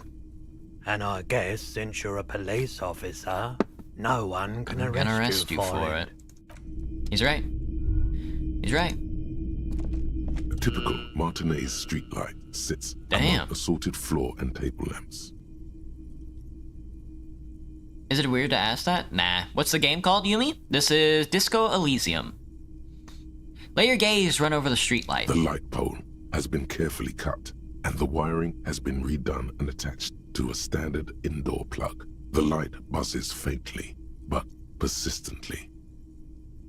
Is that a streetlight? Yes, officer. As you see, it's in perfect working order. Where did you get this? It was brought to me to be altered. We are not here to investigate the theft of city property. He leans in so the pawnbroker doesn't hear him. You have to admit it's rather clever what he's done with it. He pauses, studying the light. How much for the streetlight? 700 real. Whoa! A bargain, I dare say. Are you out of your mind? There's just one like that on every corner. Even taking into the account the risk of obtaining a light, that seems a bit steep. There's also the matter of rewiring. But the most important transformation is the light's placement among ordinary indoor fixtures, which has adjusted its morphological field. The light became suitable for use inside the home just a few days ago. There's nothing else you need to know about the light. 700 real. Most military wear with a few more eccentric fashions thrown in. Welcome to pawn shop. If you don't mind, please put the flashlight away. Some of us have photonic sensitivities. Oh, right. Sorry about that. I do appreciate it. My bad, my bad, my bad, my bad, my bad. That's my bad. That's my bad. That's my big bad. Oopsie, oopsie doodle. It's not often that I see officers from the RCM in my pawn How do I shop. like the voice actor? Of Roy? He's a smoker. What can I do for you? He asks. His courtesy is not insincere, but he prefers being alone with his projector, just watching the movement of light across the walls of the shop. Sorry, I feel like I'm interrupting you. Oh no, not at all. I guess I haven't had many customers lately. RCM or otherwise. Who are your customers? He looks like the sniper. This is the sniper after he collapses a nuclear power plant into the river next to him. All kinds of people come through here. Locals, travelers, people looking for a deal, people looking for a keepsake. People who are terminally bored. As you can see, I have a wide selection of goods for everyone to choose from. Typical Vegas consumerist objects. Honestly, I think some of your selections are, press your fingers to lip, more tasteful than others. This business plan is all over the place. You should specialize, zoom in, recapitalize. It keeps me entertained. He responds, unimpressed with your business school snobbery.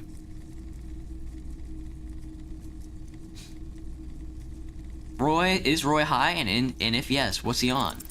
Okay, he definitely is high.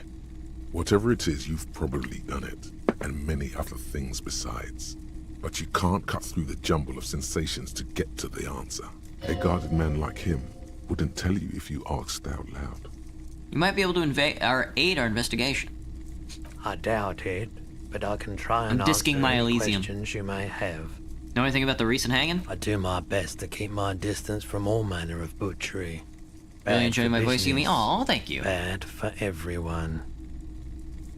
Actually, that's all I The got. pawnbroker's gaze is already fixed on the dancing colors. Do you happen to have any guns, like the ones carried by the officers of the Citizens Militia? Someone else came here earlier today asking the same question. I promptly sold her the gun you pawned a couple days back. No shot, dude. Do I do ASMR, Yumi? Not particularly. I'd like to do some joke ASMRs, soon. It was a subscriber reward since I hit 1,000 subscribers on YouTube, and I'm doing an ASMR as a special. But I have to write it and then make it. The lieutenant shifts from one foot to another, alert.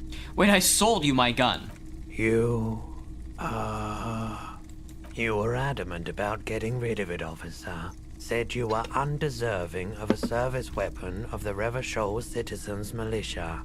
And I don't like keeping guns around the shop for long. Off the charts photon emissions. The unhealthy kind. He's not telling you the whole story. It seems he's trying to spare you. I feel like there's something you're not telling me. You weren't quiet yourself, officer.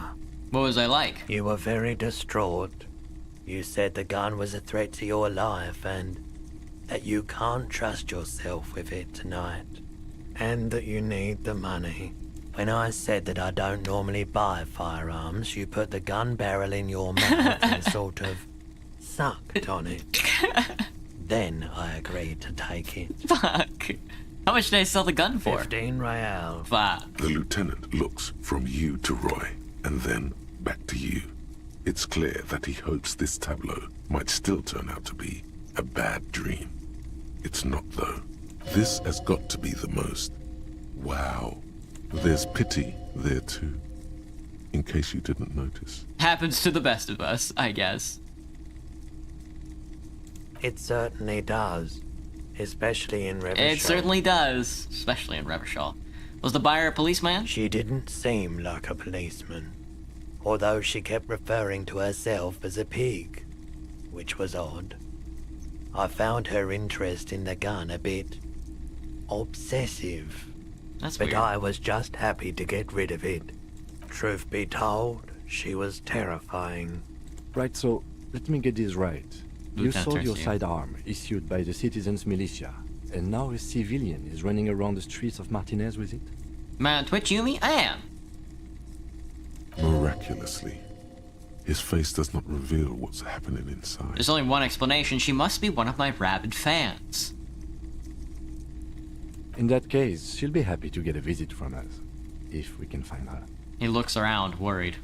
Any idea where I can find the buyer? My apologies, officer, but I have no idea where she was coming from or where she went. A needle in a haystack. There is nothing you can do about it now. You'll just have to hope you luck upon her somehow. At least now I know how I lost my sidearm. Let's talk about something else. Of course. I want to sell something. Let me have a look.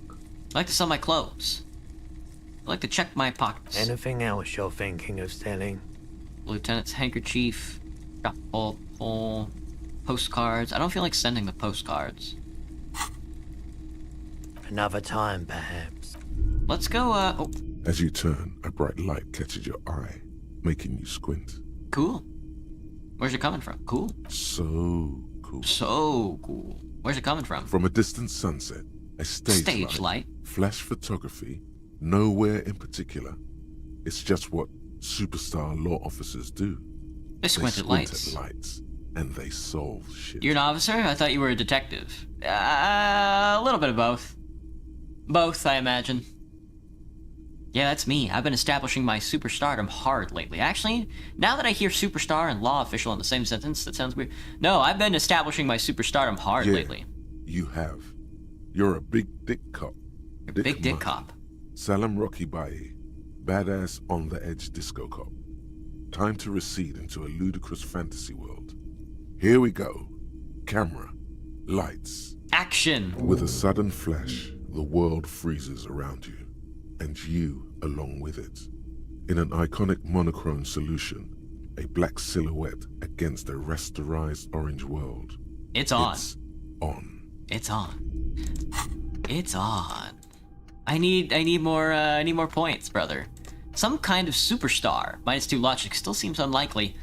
First, let's make this absolutely clear. No one is saying you're an actual superstar in the groupies and cocaine, riddled with hepatitis C, strikes a lion-esque pose with a mic kind of way. You're not Jean Lemion or Davy Dewey. No, you're a metaphorical superstar. You bring that rock and roll authenticity and passion to a line of work where people don't expect or want to see it. Where some would say it doesn't belong. Law enforcement. We are a superstar cop. The sorry cop, I gotta stop apologizing. Let me go grab Kim's tires and sell it and pawn him off. He's not gonna be happy, but I don't care. Let me get my flashlight out too. Jesus, it's dark. A sewer grate, a gateway to the river of filth. Now that's where I want to be. Now that's what I want to see. Inside, you see a set of steering levers, a radio. I have something here we could sell. Look in the back, in the suspect transport enclosure. Suspect transport enclosure? I confiscated this for a little while back. Alright. The lieutenant nods as you take this. He's not happy. He can't be happy that I grabbed these spinners, brother. The magnificent hubcap spinner. They're 200 real? Lieutenant Kitsuragi has donated to you so you can pay for your room at the Whirling. They are slate blue and shimmering haughtily in the light. Kim. We are making a buck, though.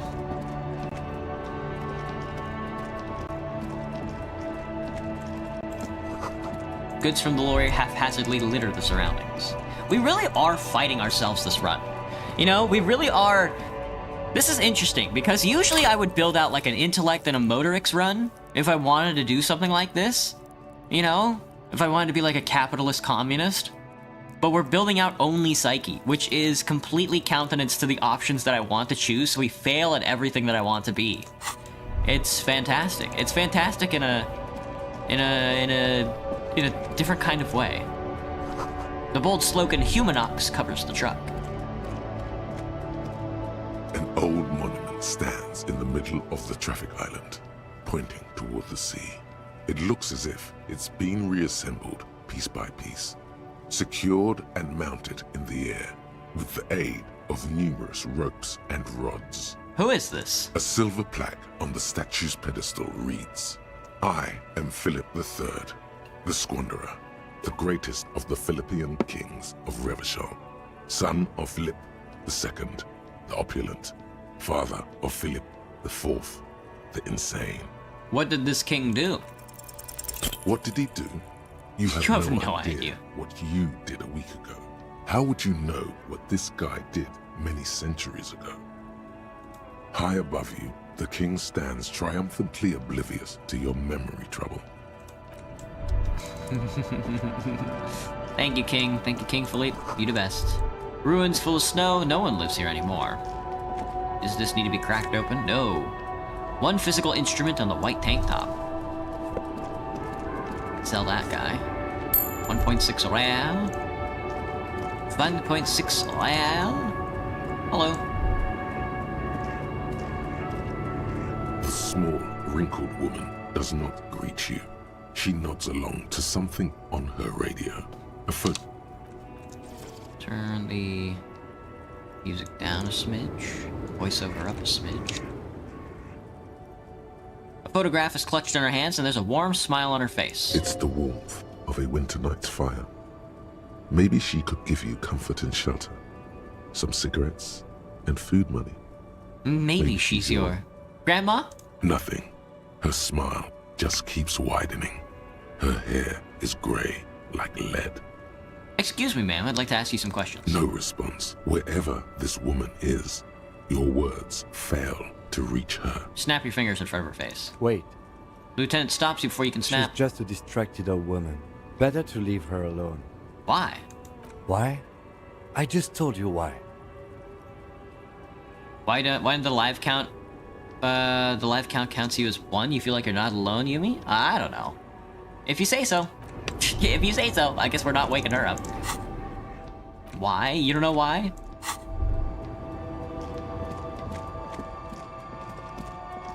My gun. Everard Claire's helping me find my gun. A foreign car. Kept in good condition. Ooh, there's money on the ground. 60 cents. You guys leaving 60 cents out here on the ground?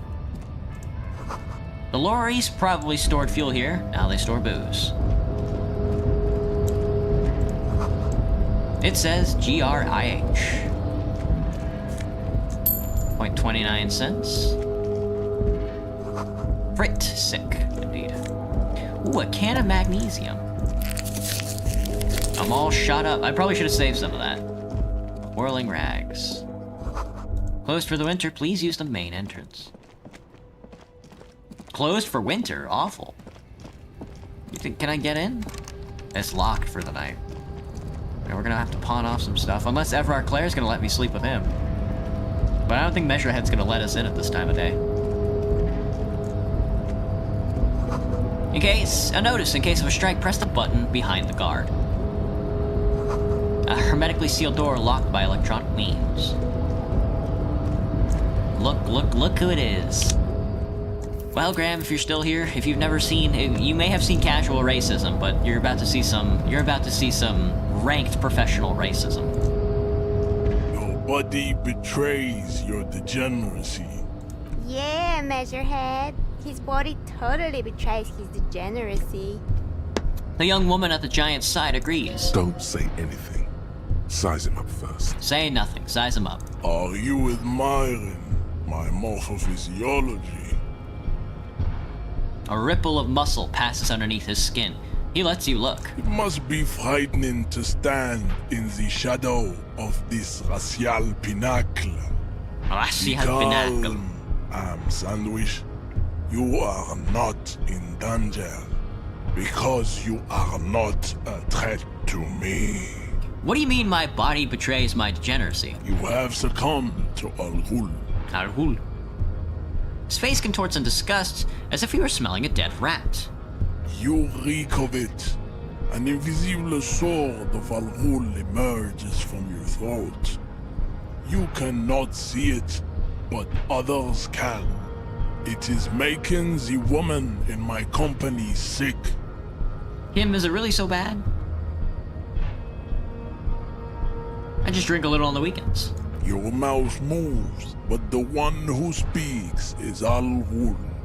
You are but a vessel for the Ghul now. Very little of yourself remains.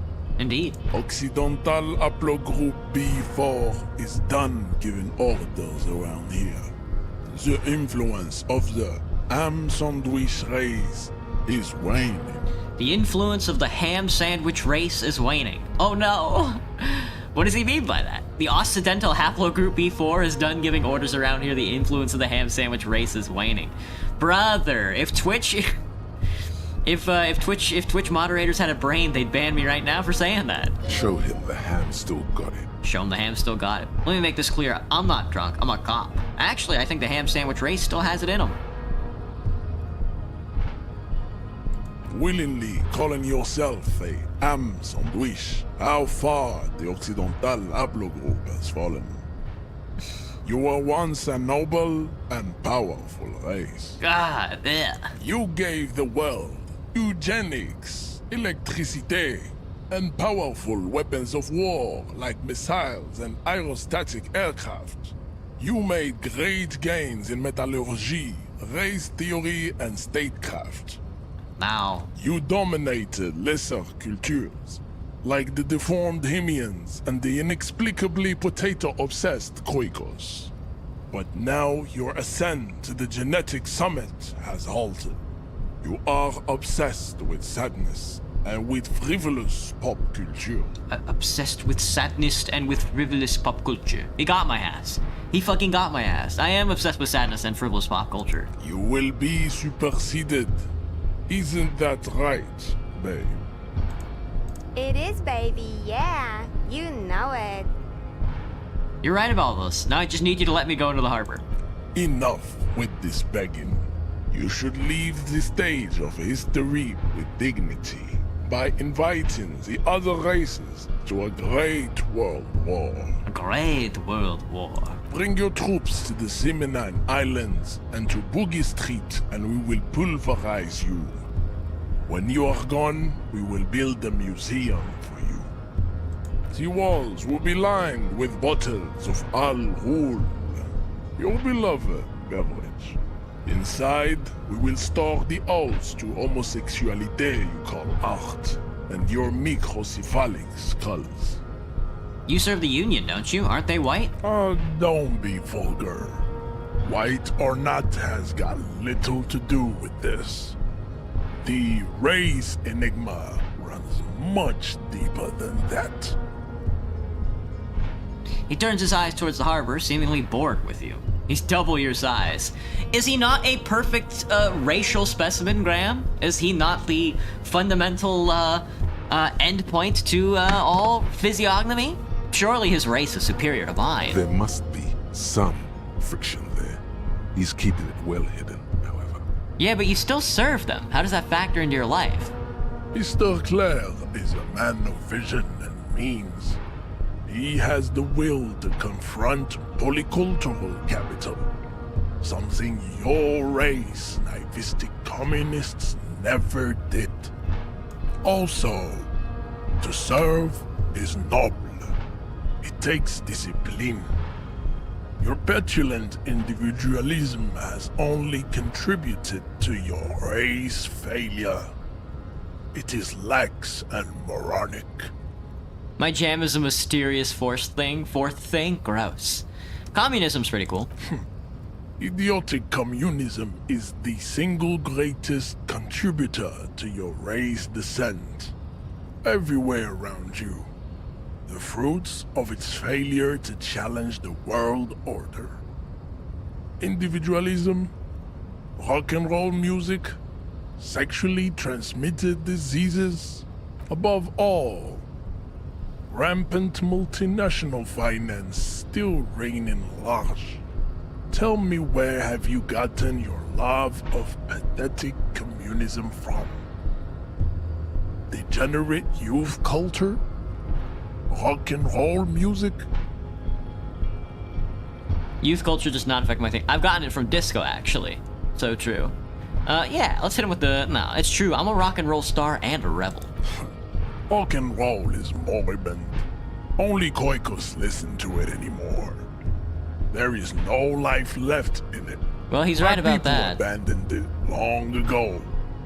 It leads only to neurodegenerative herpes and heroin overdoses. I am not surprised you enjoy it so much.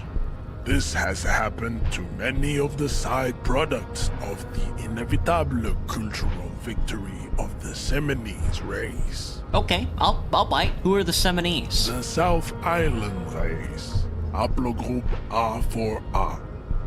We are the rightful masters of the Insulindian archipelago.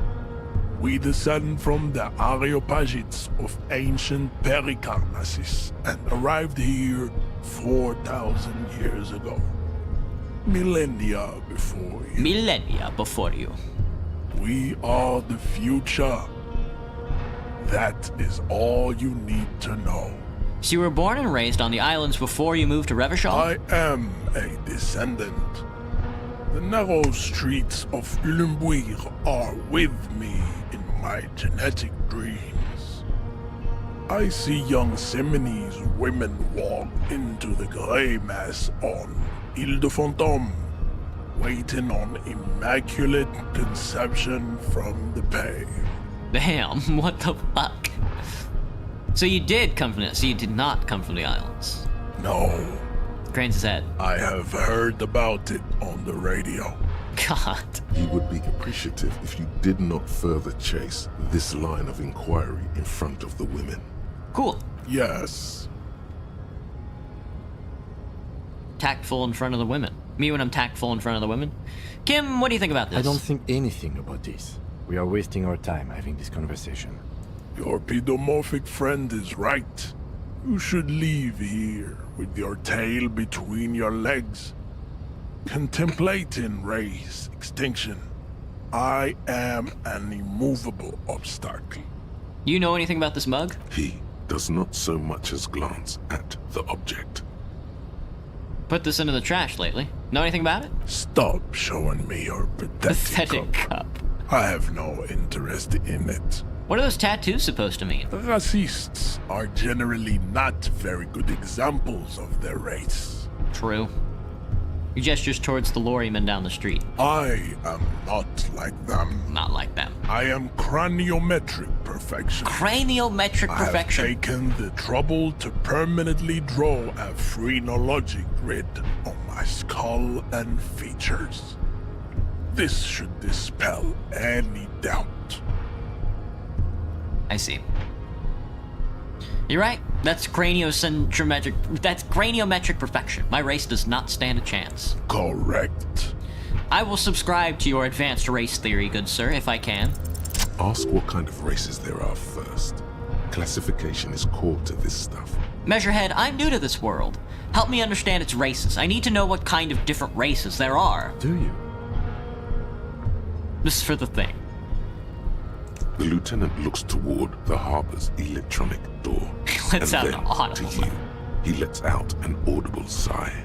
You are obviously a liberal, Sealite. A polyculturalist.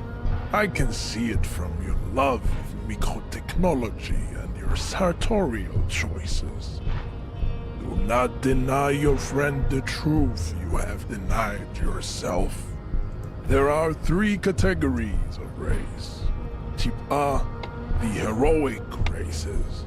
Type B, the servile races. And the vile CF race cauldron of pederasty. Which one do you need education? The pederasty races, bro. Give me the heroic races. Who are these heroes of skin colors, my good man? Those are the Simonese, the Areopagite, and the Occidentals, excluding the Maun, of course. The Maun are riddled with eczema to the point where they find it impossible to smile. They are all lactose intolerant, a common result of inbreeding. Damn. A receding genetic pool has led the Maun on reprehensible street parades. In Maun cities like Stadskanal and Vredefort, wearing wooden clogs on their feet and little green tassels on their hats. Hello, Cleo. What's up? Okay, who exactly are the Maun, then? You know them by the names of their nation states. RNGs. The Oranese, the Gotwaldians, and the Königsteiners. My people simply call them Maun. The Dutch. The Maun are proof that you can have too much Occidental I'm getting my race class on. Tassel-centric culture. Inbreeding has led to a lactose-intolerant subrace whom no one can take seriously. Okay, got it. Who are Type A then in your view? Vespertines and Messenians of Vesper and Messina. The ancient Meteorans of Meteo by the golden Pisantic Sea. The Suren of Sur-la-Clé, and even the North Königsteiners. All have Type A race propensities. The other large Mondial civilization, the Mesk, are too yellow and diagonous to count as a heroic. God. True, they are violent and expansionist, but they have a glandular problem. They have a glandular problem. He draws a finger across his face. Overproduction of sebum. Ugh. Sebum is leaking into their brains, making them listen to El Mariachi music and eat toxic minced meat-based food, which in turn only produces more sebum. And who are the Summonese and Areopagites in As this? proven by the mound and the mask, Occidental Type A is in retrograde. The Seminese and the Areopagites are on the ascent. And the Summonese The are indigenous people of this, the Insulindian archipelago. The Seminese inhabit the southern islands. Gestures toward the south. I am Seminese, from the stock of Ulumbuir on Ile de Fantôme. You haven't been paying attention to the game, Cherry? It's okay. It's all... I get it. It's all... Currently, we're getting racist with it, so... The Areopagites are the master race of the Ile Maran deserts. The Seminese are descendants of the Areopagites. We came here during a heroic migration from Ile Marat to Ansuland. Thousands of years before the lactose-intolerant Maun Reten Occidentals discovered this place. What's the difference between the Summonese and the Areopagites? The Areopagites are sleek, long-headed. The Seminese are powerful, mesomorphic. The former is an immutable progenitor, unchanged since the Super Isola of Pericarnassus. Ancient brains rest in their slender skulls. You fall silent, contemplating the beauty and the mystery. The latter is perfected and adapting. Together they form the Simeno-Areopagite, or Simeopagite super race. That is all. There are no more Type A races in the world. Damn. Nature was not capable of more. Nature was not capable of more. Type B. Type B are the unheroic races, amorphous non-competitors of the great race. The Koikos and the Vacholiers, they are mud-colored people. Mud-colored? To an untrained eye, the Koiko appear white and pinkish, like a ham sandwich. But look into their eyes and you will see. They are of an indistinct muddy color, and so is their skin. Unhealthy, sweaty, and ashen. Pinkness is a racial quality that has to be earned through centuries of advanced ballistic warfare and cultural domination that the Grad people have undergone for drinking alcohol and smoking the degenerate tobacco herb and for eating potato. Not the potato. The Koiko, the countless micronationalities of Grad, are all inexplicably obsessed with potat. The only thing they like more is dividing into microscopic ethnostates, like political amoeba. Political amoeba. And the Vacholiers you mentioned? The Vacholians, halfway between Type A and the racial cauldron. Two makes to know right from wrong. You tried your degenerate little revolution, which was the single greatest failure committed by humans in our 82,000-year history on this planet. Damn. The vile CF race cauldron of pederasty, please. Tips CF are a Epico. museum of failed chimeric experiments and tragic maladaptations. They are tortured creatures waiting to be put to sleep. Your morbid interest in them worries me. Chimeric experiments? Lesser races like the mosquito, a grotesque mixture of a masked woman and Jesus. a Seminese man. Jesus! Only possible if the mother is masked and the father Seminese. The other way around, they fail to produce offspring. The mosquito is born sterile, like a donkey. All they have left is to ride customized motor carriages with hydraulic suspension, listening to aggressive El Mariachi music to vent their impotent despair. Oh, fuck. I'm cringing. I'm in pain, dude. Then there is the Simino Koiki Chimera. Are you sure you wish to know of the Simino Koiki Chimera? It is not an aesthetic site. Yes. The Koiko, as you know, are very servile, especially when they meet the rich man. Racial scientists have toyed with the idea of crossing the Simonese with the Koiko to produce a super worker of Simonese strength and great servility. What the fuck? This will never happen. The Simonese and the Koiko may have similar interbreeding problems as the mosquito. We will never know precisely. No Simonese man could maintain an erection in the suffocating potato stench of a Koiko woman or Koika. Jesus. But enough. It is cruel to entertain ourselves with the deformities of Type F. Were there any able-bodied races you needed education on? God. Now that we've been through all the types, do I understand advanced race theory? You understand nothing. To solve the great race enigma, you have to first ask yourself, what is the race enigma? You have not even worded the mystery, let alone solved it. How do I word the mystery? You need to internalize what you have heard here today, then return to me. This clarity does not come instantly. I cannot possibly imagine what else we have to discuss, Tibere Vasholian. Your love for disco music and venereal disease? Please, I would love to discuss venereal diseases. What is the race enigma? Track down your gun and pay for the damages. Fuck. That's advanced race theory, brother. Fooled by the absurdity, -1 drama.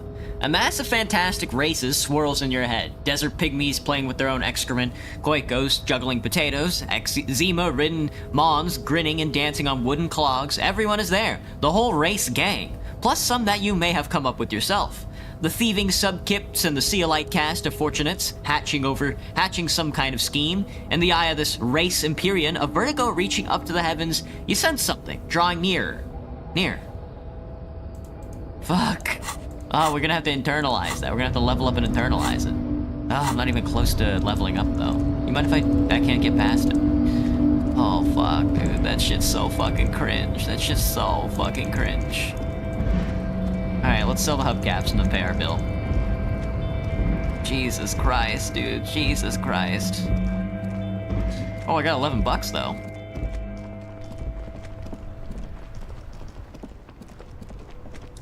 God,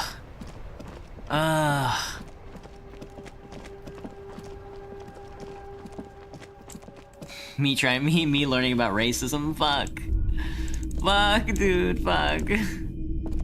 Officer, the flashlight, please. Gotcha, Cleo.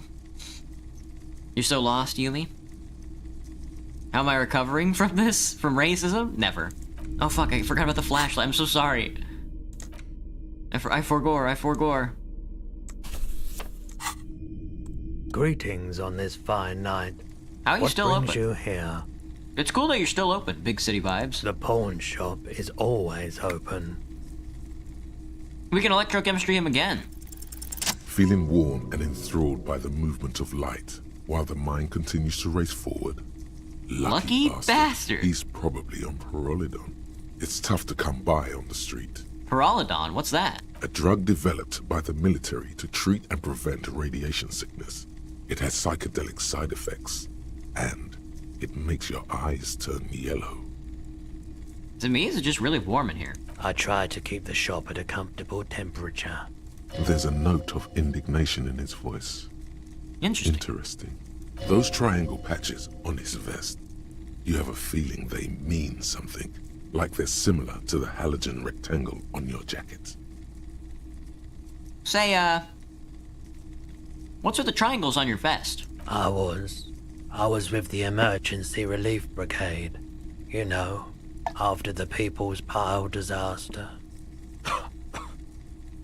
Had to take Pyrrolidon for radiation sickness. That's what you were hinting at just now, wasn't it? The People's Pile? What's that? A bad idea. Some poor leftist built a particle decay generator in hopes of bringing affordable electricity to underserved communities. It malfunctioned. Radioactive waste everywhere. Probably some of it in you, too. Tell me more about this emergency relief brigade you were part of. We were an all-volunteer force. Self-organized. Tried to help the fire brigades contain the spill. I lived by the river since I was a small boy. The Esperance. Didn't have the art to let it all go to shit without trying to do something to help out. There wasn't much the volunteer force could do, however. We wasted years in the river mud. Years getting sick.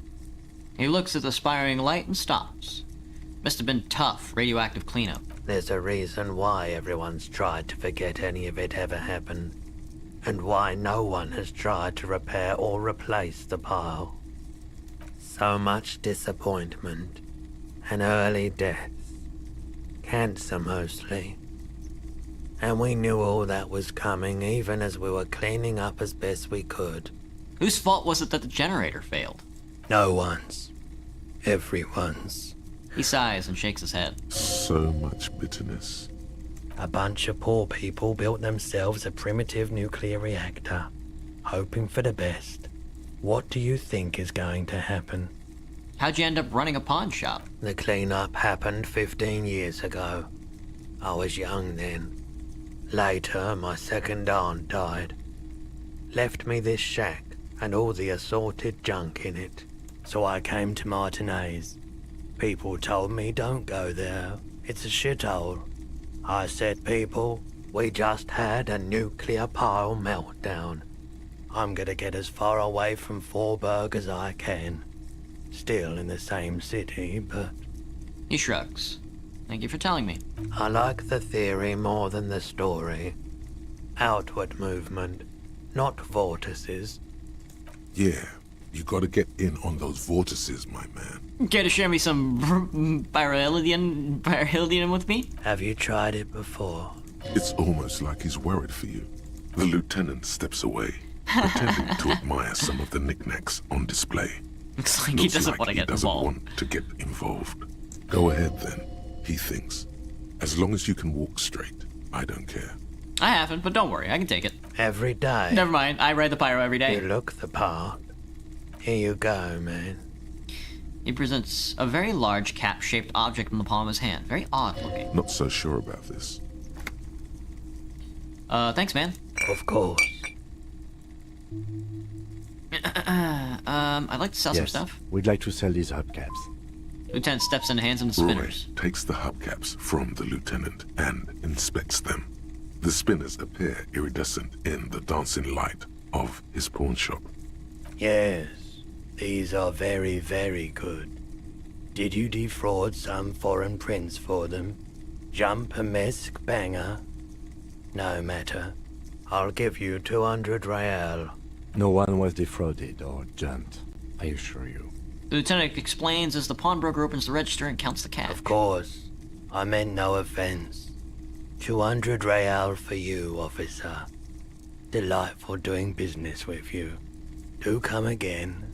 Thank you. He takes the cash, then turns Here's to you. the 30 real you need for your bill. Do not waste it. The rest goes into his pocket. The windfall is a small consolation. Anything else you're thinking of selling? I'd like to sell my clothes. I'm not purchasing any more clothing at the moment. He looks you up and down quickly. And especially that tie. It swallows photons around it. I have no need for necrotic objects. Your mother is a necrotic object! I'm fun! Look at me sparkling in the light of the projector! He's so right. Anything else you're thinking of selling? I'm gonna sell you these postcards.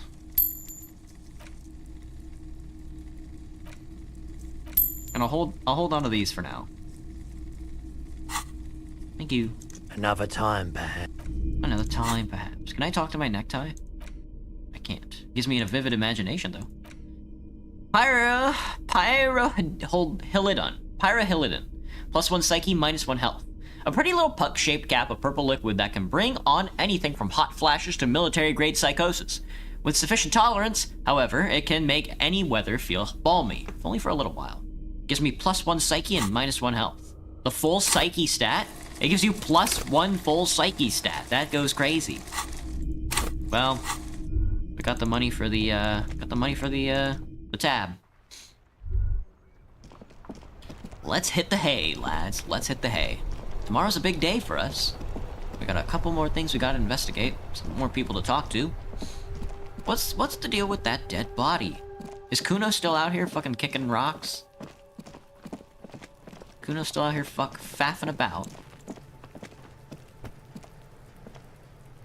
Fuck does Kuno care? Figure out what's going on with the kid. What's going on is an ungovernable youth on your crime scene. Like you don't have enough on your plate. You feel a sudden surge of self-pity coming on. Kuno, listen. I know this boundary-pushing thing is new to you, but it's old news for us grown-ups. Get your snout out of Kuno's ass. Kuno knows how hard Kuno pushes it. Kuno pushes it hard level. Hard level? You should give up, Popo, or the Kun will keep fucking it out of you. Yeah, keep fucking it out of you. You okay, Kuno? The Kun looks confused. That went wrong. He took it as a compliment. Then he had a minor seizure. Okay. Kuno doesn't fuck. Kuno doesn't fucking care. Kuno doesn't fucking care at all. 0 health? My health is 1. I have 1 health point and I have 4 healing packs, but I have 6 morale, but no methamphetamines to heal my morale. Alright, Gart, you prick. What's the deal, man? Can I talk to you yet? No. Can I help you? About that money I owe. Yes. Have you got it? Much do I owe you? For the drinks, 30 real. I have your money. Well? Slam the bills down on the counter. I hope you choke on it. Here it is. Sorry for the trouble. Here's 30 real. Great. Thank you, officer. That's all I wanted. Payment 70 for experience. Services rendered. If you continue to stay here, I just ask that you please pay your nightly bill in advance starting tomorrow. He's not sorry about his behavior for your sake.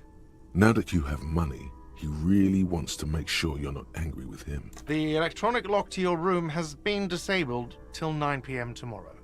Please pay for each night in advance starting tomorrow. 20 real per night. I'll take a room here too. Of course. Always happy to have 20 fucking real? 20 fucking real per night? Whatever. We need to do advanced race theory to get next, but I really want to do Mazovian socioeconomics. Apricot gum also goes crazy. Give me Mazovian socioeconomics. I can take it. I can take it.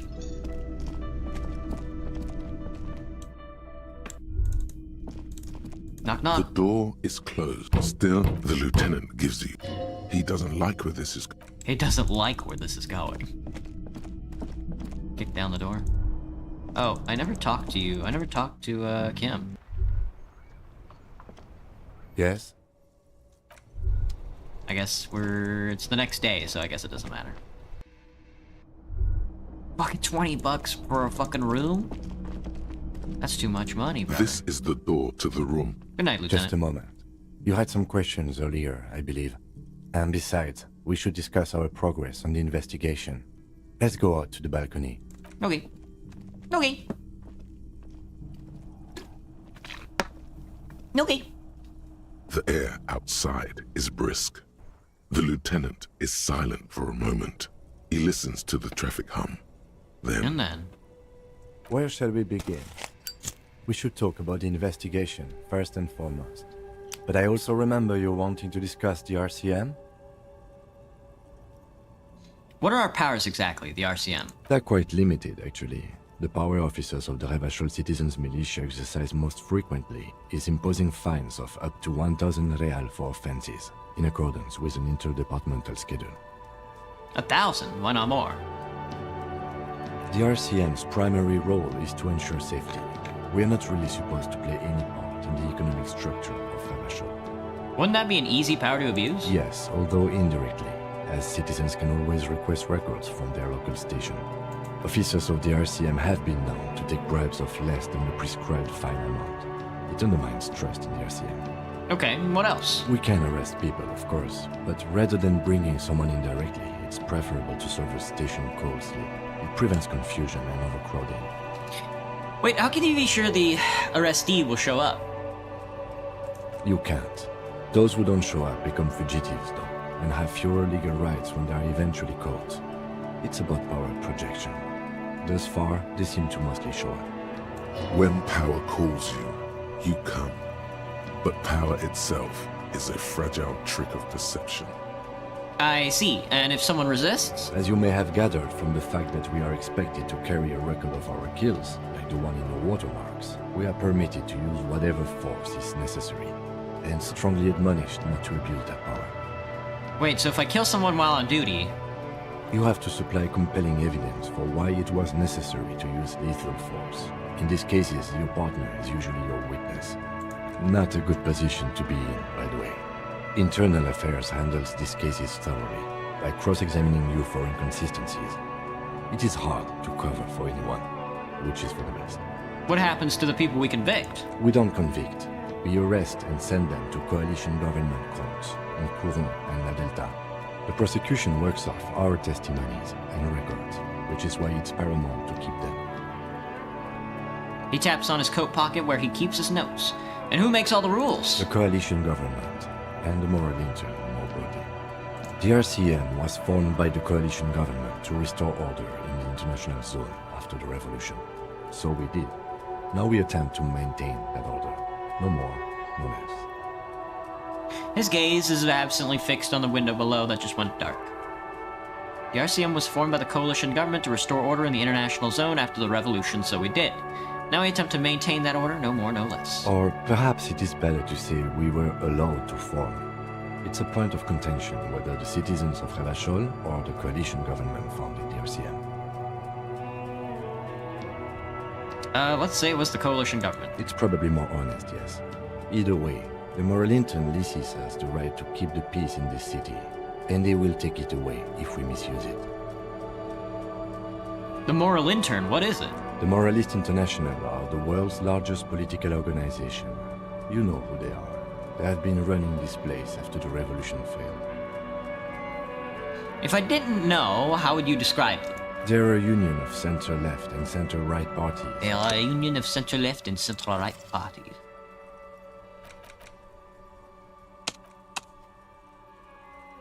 They are a union of center-left and center-right parties across the Riel Belt. Our coalition government is just one of its many projects. They also run the ICP, EPIS, most intergovernmental organizations in the world.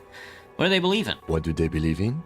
They are Dolorians. They believe they continue the humanist project set forth by Her Innocence Dolores Day 4 centuries ago. Others say they are just technocrats. What's their symbol? Interesting question. It's a blue forget-me-not. Their motto is love, compassion, self-discipline. I think you can gauge what they want you to think of them from that. Something ominous. Something ominous. Who was Dolores Day? A historic figure? The author of the modern age? You will have to look elsewhere for opinions. The subject of humanism is too abstract for me. Okay, Kim, but you're a moralist, buddy! You're a moralist! What do you think of them? The moral intern are a fact. I try not to have opinions on facts until they change. And it doesn't look like that's about to happen. It is more than that. There's some kind of affection in him. You like the moral intern? Yes, I did, when I was younger. In my 20s, I considered myself a moralist. A blue forget-me-not, a piece of the sky. They're not all that bad. A piece of the sky. Wow. Ain't they just? But the years have changed that. I don't know what I believe in now. No, I believe in the RCM. That's enough for me. I have an opinion on the moral intern. Do you? Lieutenant arches his brow, then pulls out a cigarette. It's a slim white thing in his fingers. Things are bad out there, point to the city. We need them here, giving us the right to police Revachol. They've done an awful job here. Have you seen the place? This isn't humanism.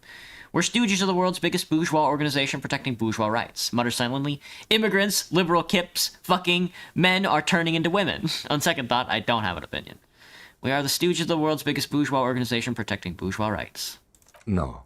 We are stooges of the world's biggest bourgeois organization, protecting the people of Revachol. That's true. The hand we were dealt. Without the MI, we would be common vigilantes. Yeah, vigilantes sounds bad. Sadly, it is what we already are to the people of Martinez. Most of them, at least, especially the Union. Vigilantes. I expect our job here to prove quite challenging. He looks at the roundabout. How do you think it went today? Well, you were so hungover that you couldn't keep it down when we approached the hanged man, so we didn't even inspect the body. And there's still much to do at the crime scene too. We didn't search it thoroughly enough. He would have put all of this more harshly, but he doesn't want you to feel completely discouraged. Probably because he's afraid that you'll just give up and keep drinking.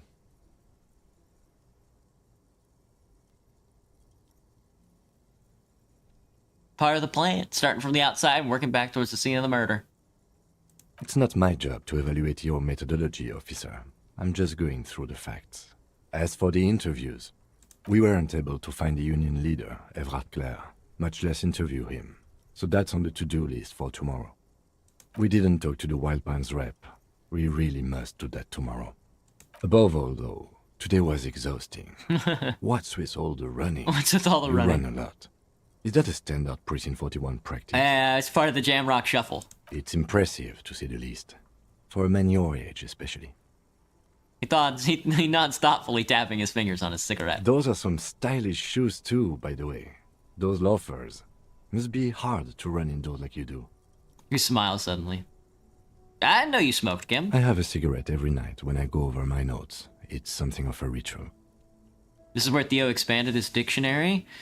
I mostly expand my dictionary by reading books, but yeah.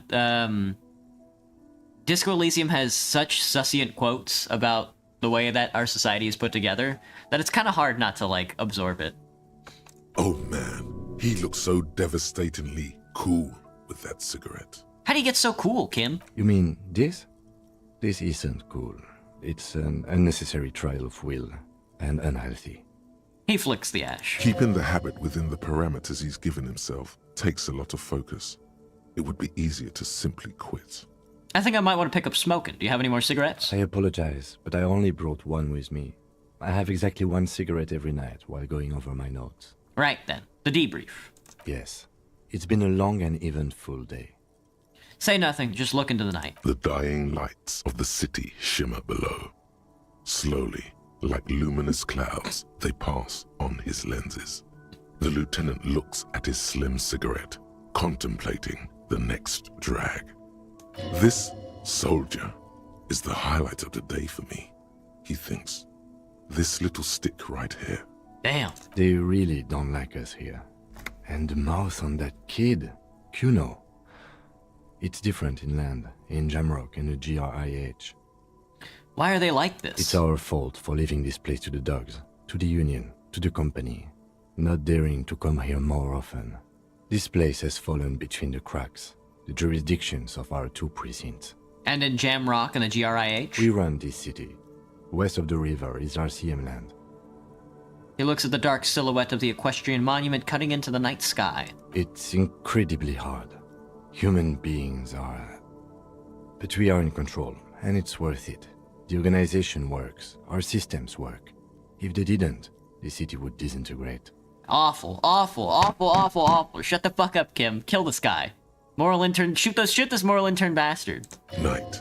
Captain Bartholomew Price steps into the yard. A piebald horse waits by the motor carriage, chewing oats out of an oat bag. Seagulls fly overhead. The sky is black. Captain Price wears a black suit and a standard patrol coat as he mounts the horse to head home. Rows of houses on either side, hunching over the sidewalks, and Precinct 41 with its dome roof growing distant. Around him, the streets are silent. A kid on the corner waves at the captain as he takes the turn on Petition and Main.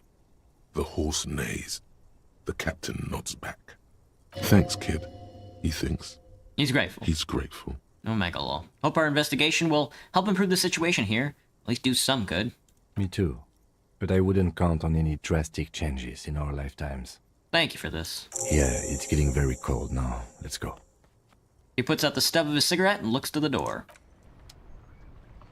It's time to go night-night. It's time to go bye-bye sleepy. It's time to go bye-bye sleepy time. Bye-bye Kim Kim. Not often a game gets me worked up. Yeah, it's a good ass game, and then I finally paid my fucking rent, so. God, $20 a night. $20 a night. I gotta scrounge up more garbage. 9 degrees centigrade and a front. Alright. Turn on the fan. The fan stands still. The switch must be broken. Fuck. Because nothing happens. Should we try the mirror again? Hopefully we don't bonk our head in it and die instantly. A mirror hangs on the bathroom wall. In it, your face. Chain cutters to fix the stop steam from fogging up the mirror. Let's do it. Let's try the chain cutters. A mirror hangs on the bathroom wall. The chain cutters slip out of your hands as you attempt to twist the faucet into place. Well, you know one thing for sure. You've probably never been a plumber. True. True. True. Alright, let's hit the hay. Let's hit the hay on our sloppy The bed mess. is cold and not particularly inviting, but it's yours. The sheets look awful. Crawl up in it. Time for... The sheets feel at once coarse and clammy against your skin. The bed sags beneath your weight as you stretch out and finally close your eyes. Awaken. And then sleep. And then sleep doesn't come. Why? Maybe it's the bed's fault. Check the pillow. Its synthetic filling has separated into hard lumps. The pillowcase smells oddly. Check the blanket. It barely covers your toes, stretching over your soft belly. This is your body here, intimate and warm, breathing. Under your thrumming eyelids, you see a dizzying array of colors. You won't get off this carousel quite so easily. Roll over to the other side. It's a little better. Colors, scenes, and half-formed phrases still litter your mind. Part of you is still trying to solve the case, isn't it? Who killed him? Who? Something to do with... What was it that the lieutenant said? Union? The Union? And it's gone again. Your thoughts lost between the slowing brain waves. No more thoughts. Fall asleep now. Your breathing steadies. A great silence washes over you until your eyelids twitch in your sleep and images start forming. What do we see?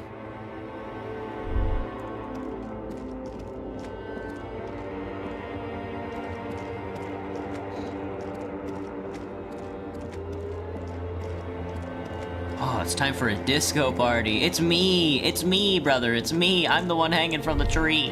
It's me, I'm the body. Do you remember the scent of your childhood? I remember nothing. I was born in a hospital where people usually go to die. You're not kidding anyone, Harry. You don't remember shit. Tell me, do you remember your wife's hand on your face? I was left. That's right, funky baby. And you just stood there. One hand on the bottle and the other on your dick. Nice. Watching her go. Let it all be dragged away from you. Tell me, where are your friends? Human beings have friends, Harry boy. Where the hell are yours? I don't want to come back. They were only cramping your descent into the abyss. Now they're gone. 3 times gone and never coming back. All of it. You failed. You failed me. You failed Elysium. I've seen you before. No, you haven't. You're just sleep talking. And the act is wearing too. thin, too. The spots on the disco ball fade around you. You'll be back in those cold snakeskins in no time, sweating up the bed. You fucking got my ass, dude. Stinky boy. What is Elysium? Everything. The pale and the islas. On the surface. The outer magnetosphere. Burning, furious truth. 8,000 years of written history.